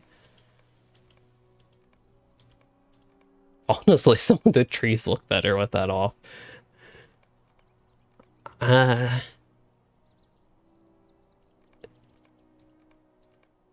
It's funny how the landscape textures actually shift, or have the appearance of shifting. What about the per pixel lighting attenuation? Okay, I don't really see much of a difference. Actually, turning that off, some parts look better. Like, there's this shadow that goes along my character's neck that looks less harsh. It actually looks smoother with the attenuation off. Well, not from that angle. It looks kind of bad on both. But from this angle, it looks better with that off. Specular lighting doesn't help. Landscape lighting quality, that doesn't help. So it's really just high quality lighting that makes my character's face look so bad, and the lighting and shadows there look so bad. I didn't know it'd be that extreme.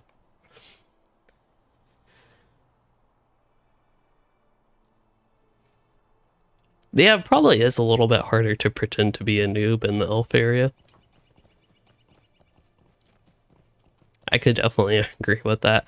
I feel like if I really wanted to not have done the quest, the dwarf area I'm probably the least familiar with. And the Hobbit area is just very different.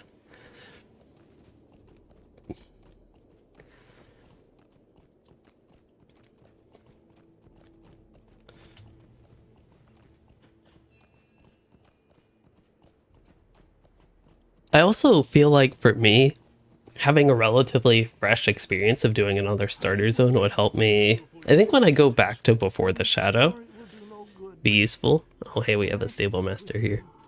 So we can travel back to Dwilin or Gondamon. I have no idea what Gondamon is. I guess that's another camp. Also, we've been leveling up. We have trait points to spend. Yeah, we could get Press Onward. And then I think just plain ol' 1% damage.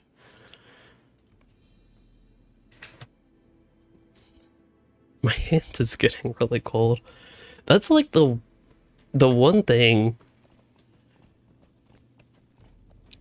about having it cold inside.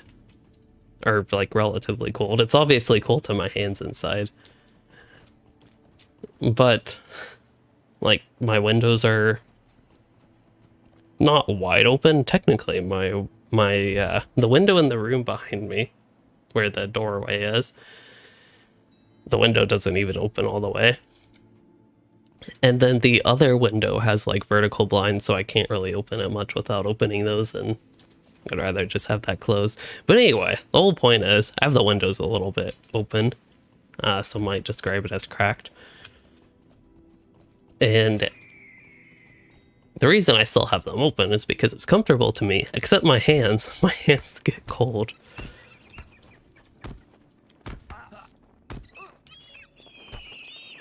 Well, I feel like an expert hunter if I can use split shot and kill 2 Indravil at once.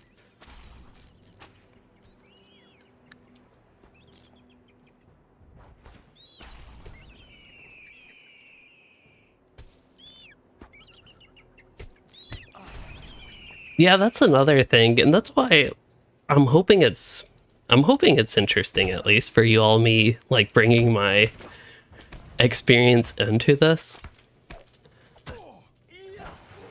with the traits. Like, I aware that I just want like split shot at a baseline level and, you know, press onward. I had other stuff that I preferred, but I'm like, I can go ahead and get that just in case I run into emergency, can use that.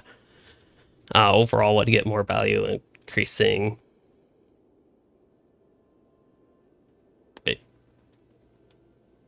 increasing damage for skills that consume focus, and even setting up my character, putting my focus consuming skills at the front, because that's the main thing with the blue line. Yes, Keldor, starting a new account for a new player-like experience and trying to pretend to be a new player. And the class I see most often recommended for new players is Hunter, and I also often see people recommend Elf for them. Typically, I don't necessarily recommend one race over another. My general recommendation for people starting out is to just make what you want, and that also extends to class. But I know I've seen a lot of people search like, what's a good starter class for LOTRO, beginner-friendly class, good for solo, just leveling. I still think you should pick the class that you have the most fun with, because they can vary quite a bit. But yeah, the Hunter's a good one to start out with. It just seems like a good noob class.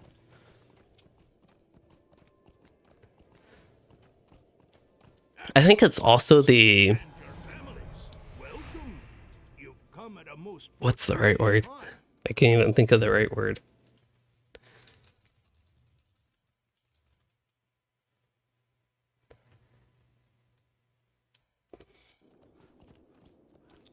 I don't think stereotypical, but like,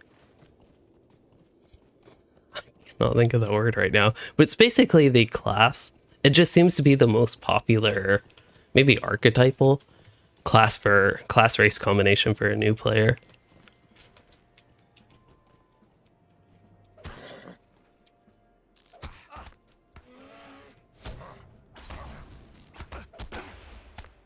But yeah, some of the things just in general that I have noticed is that I haven't felt very limited by the free-to-play. That's something that initially I had not thought about with doing a new account. Like, the whole point was to pretend to be a new player and just try to pay a little bit more attention to the things that I just might not pay attention to. And then I was like, oh yeah, I'm going to be on a free-to-play account, and that could bring its whole set of interests, but I have not run so far really into any limitations as a free-to-play player that at least I have tried. Also, I know I'm not really doing the quest, apparently. For a fun fact about this quest, or tip about this quest, you can actually see the rabbit in the cage.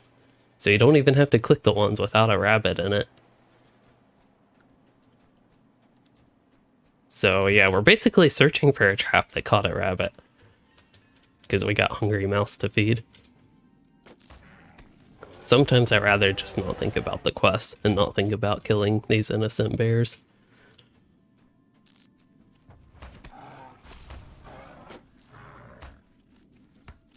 It is kind of nice that it's not always the same cage or trap. I also seem to just be having trouble finding them. So we'll press N, turn floating names on, and use our backspace delete key combo. Hey, there's a rabbit. It's an alive rabbit. Oh, we're supposed to find the carcass. That rabbit is alive and well, as far as I can tell. This quest just got even worse. Like, look at it. Its ears moving and everything. It looks so sad in there.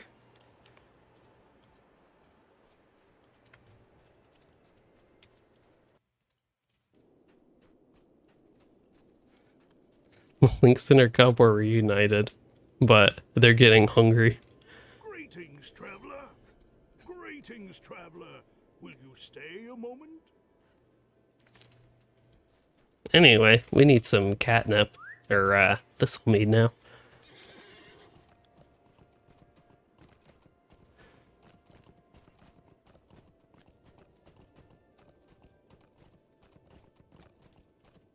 Oh, blue lore master for first character. So the first character I made was a lore master, but that was before they had the like trait trees that they have now. And then after I did not like the game, I think partially because I made a lore master, I switched to Hunter. No, not Hunter. I'm playing Hunter right now. Runekeeper. And eventually, after a long while, I got into the Warden. I think by the time I really got into the Warden, my Runekeeper was in Moria.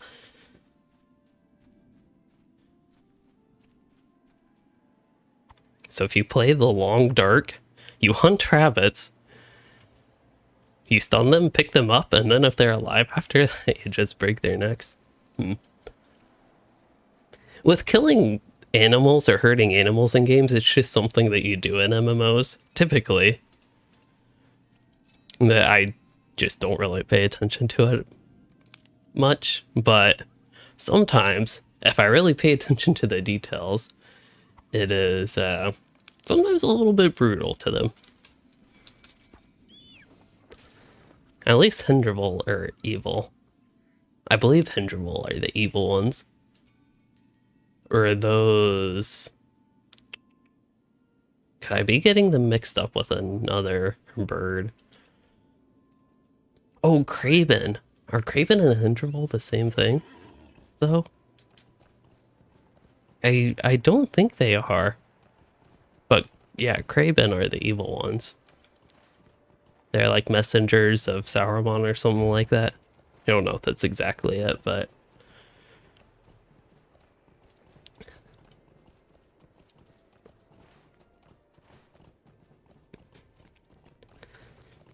I also find it funny that...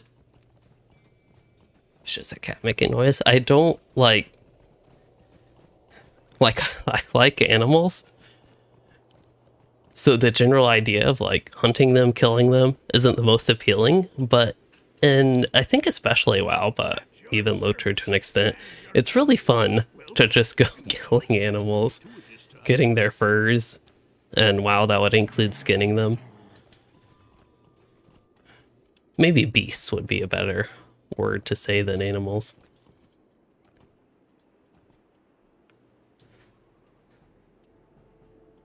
Oh, there's a Hindrival. There's no longer a Hindrival.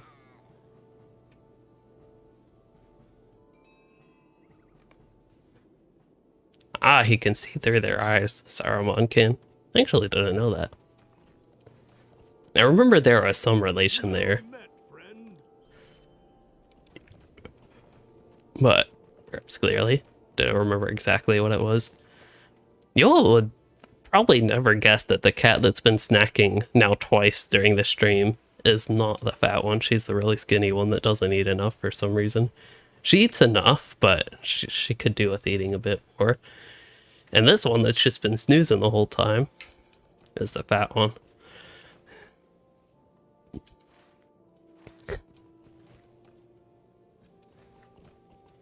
Anyway, quest-wise, we can go to Keladul. I think that's... To me, that would be the progression that I'm getting. Oh yeah, killing bears as a Beorning. That is even worse. Feels like you're just... like, murdering your own kin. Again, best to just not think about it.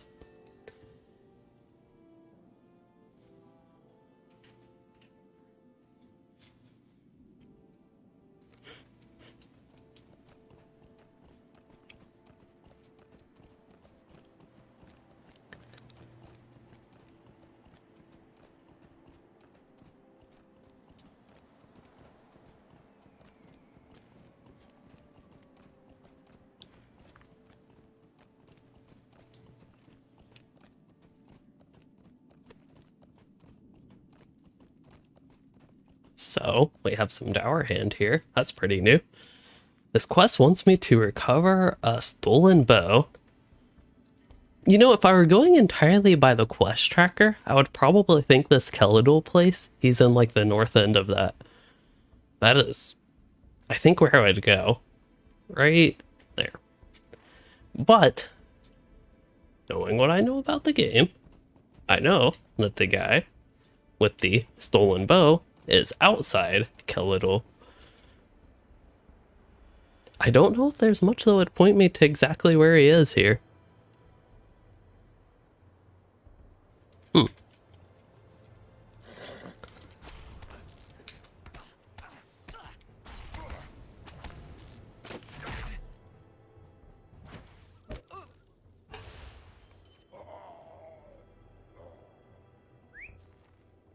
Honey cakes are fun on Beorning. That used to be my, during raid downtimes on my Beorning when we had that progression group going in my kin. I was always making honey cakes during the downtime. I don't know how many I got up to, but I had, I think, a few stacks of honey cakes.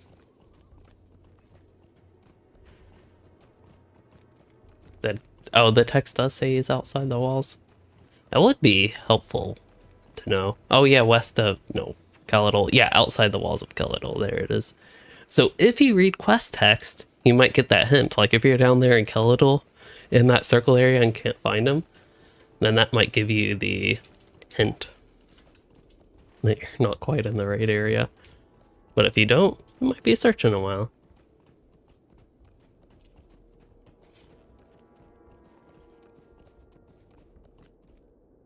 Woe to me. I am back. I don't know if you can There. help me. Oh, wait. Who do I...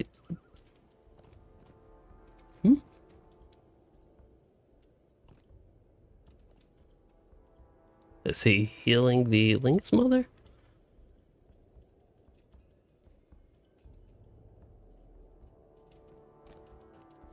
According to the mini map, I have to talk to him, but I don't think I actually have to. Sarkborn tier 3. I have run tier 2. It's been a while since I've even run it, to be honest. At tier 2. I ran it on tier 1 recently. But Yeah, it's been a while since I've done tier 2 on that. It was for tier 2 of a new 6-man. If I remember, was that before I actually got my Warden OP-ified, for lack of a better term? I don't remember, but yeah, it was actually I think a pretty fun experience trying to get on tier 2. Only took us a couple tries on the last boss, or a few tries, not a couple.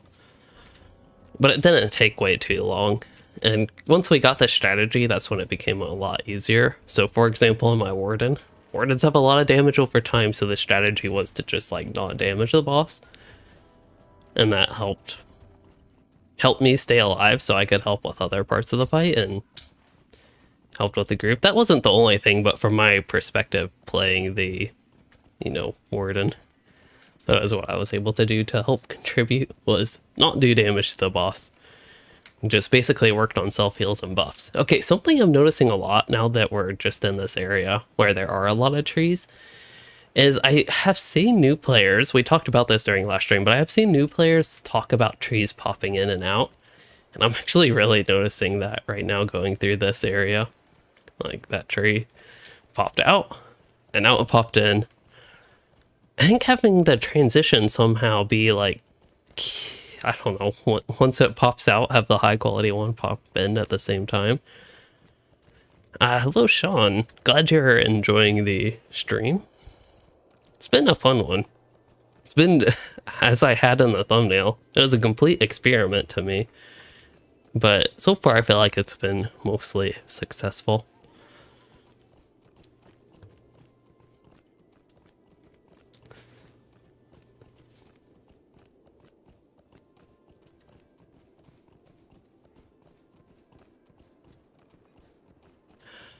We will probably start grinding deeds here soon. But I'll probably be saved for another day, to be honest. I don't think I've ever gone up to Gondamon this way.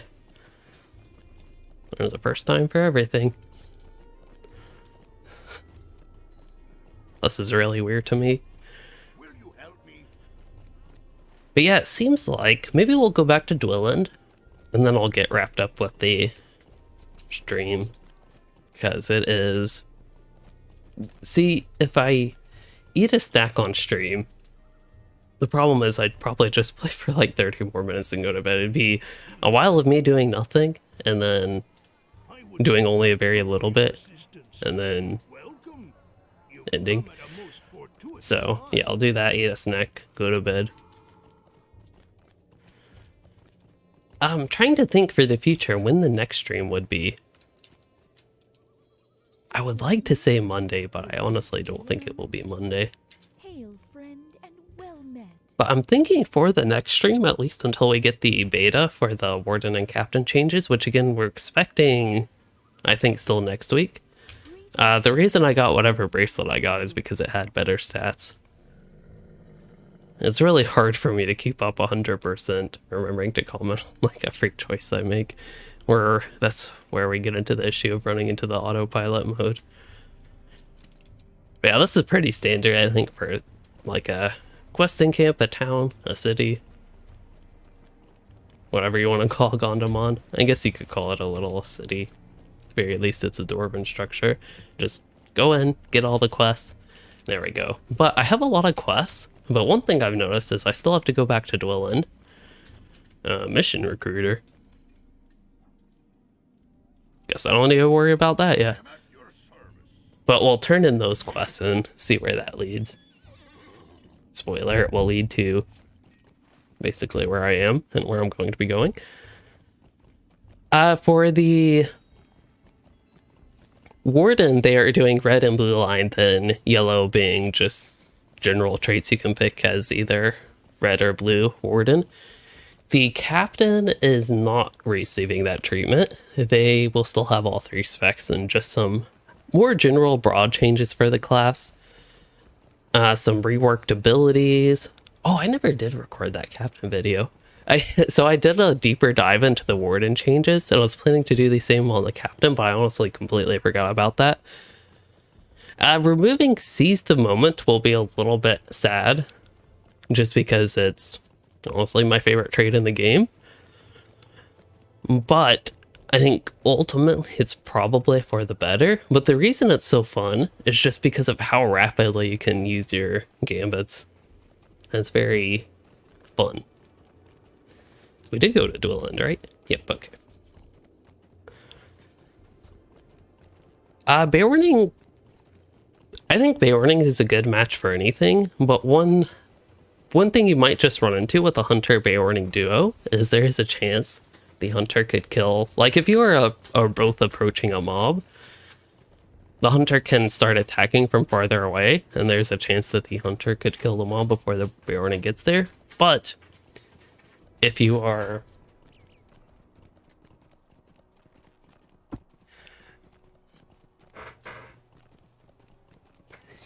She did not care that I was trying to answer that question. If you are not so much about picking off one mob at a time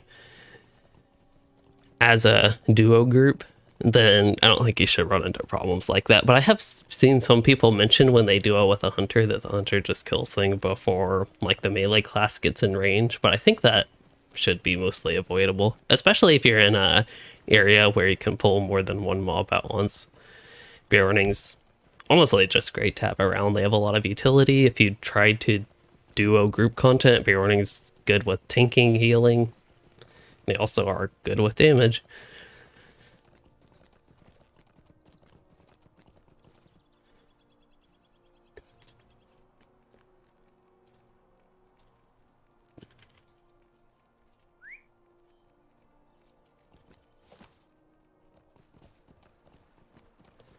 And yeah, the Beorning will probably have better AoE damage, especially. In particular, if you use the, whatever that ability is that I have. I have keybound to the dash, the minus key, if that is of somehow any help. So whatever that ability is, in combination with Maul and the red line, that is one of the strongest 2-button combos in the game. Might you spare a moment of your time? How can I be of service? Okay, we got new quests. These quests are, as my spoiler mentioned, up north. Yes, red line would be good for duo if you're just looking for more damage on your Beorning. Yellow line could also be useful because you could heal. Blue line if you want to do more tanking stuff.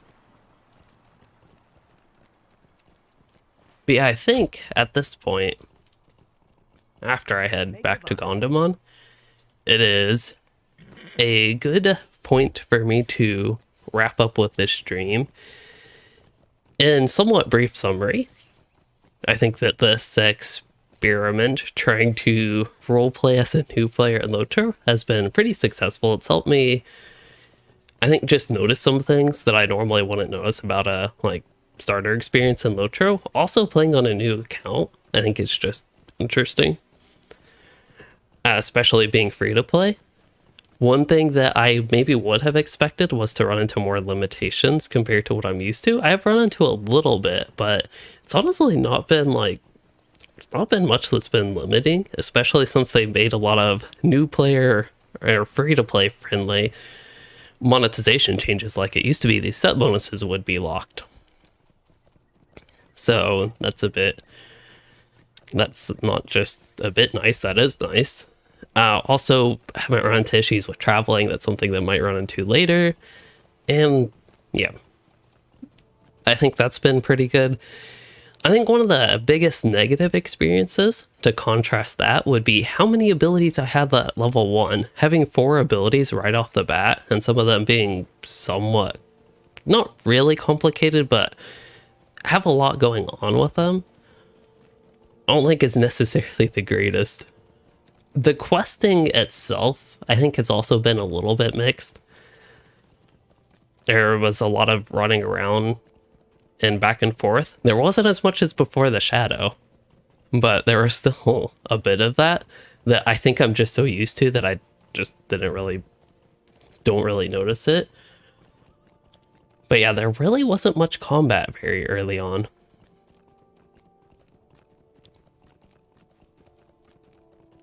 Let's see, what else? Were there any other big takeaways? It takes a long time to get settled with your character after doing the introduction. So once you get out in the open world, it takes a bit to get settled down. That I'm also used to, but yeah, even for this character, it took a little while. Inventory is getting a little bit scary. It seems like there's a lot of important things and I don't have a lot of slots in my inventory. So I'm going to have to start looking into a vault, which there is a vault in LOTRO. I don't know how much I'll be able to afford to put in it right away. I also don't know if there are any free-to-play limitations, so there's a lot of interesting stuff that I think there still is to check out. So, since viewers sometimes like challenges, or at least have in the past, I have noticed the stream has 97 likes. If we get to 100 likes, I will do a part 2 to this. I think that's ultimately what I've decided. But that really depends on you all. If you want to see another part, that'll let me know. Well met. But yeah, depending how this goes, I could see this series actually going a decent bit.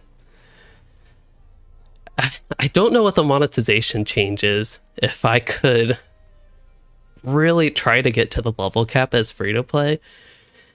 If I had more time to play the game, it's something I would probably do. Like if I did, like just played once a week, but I already sometimes only play once a week or like 2 or 3 times a week. Then it would be hard to just fit in a series like this, but maybe we'll see. It sounds like you already got this up to 100 likes, so that was pretty easy. This stream has actually been pretty crazy.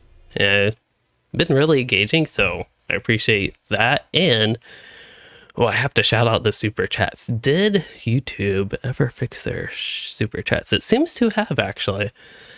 So James and Brian, again, thank you all for these super chats. That's really helps support the content and the, ironically, free-to-play experience. But yeah, I'm rambling a lot because it's late and I'm tired. So let me make sure I don't have anything else that important that I want to say. Not that I know of. As far as future streams go, again, I might try Monday, but I suspect Tuesday would be a better day for me to... Ooh, Tuesday would be tough. Tuesday's in general tough. See, Monday, Tuesday, Wednesday aren't great evenings for me to stream. Well, Wednesday's okay. Once I'm done with the day part of Wednesday. But because I get done with like work, school late, I get home late. And then I don't really like want to do much of anything after that. At least typically so far. But yeah, I'll shoot for Monday or Tuesday for the next stream. And unless we get the Warden and Captain beta, that will probably be continuing the adventures of Nui. But yeah, I think with that, I'll go ahead and actually get wrapped up here and stop rambling. And James, glad you love the content. You've played WoW for a long time, but recently started playing LOTRO. Glad you're loving it and you're also being free to play, which seems to be, as far as I can tell, a lot better than it used to be with the free-to-play experience that we have at least gotten to on this character. I'm trying to not spoil all too much with like some of the different things that I know about with free-to-play limitations that, I don't know, maybe for all I know some of it has changed as well, but I would be interested in actually discovering some of like the limitations compared to what I can normally do versus what I can't, I guess, do on this account without paying in some form.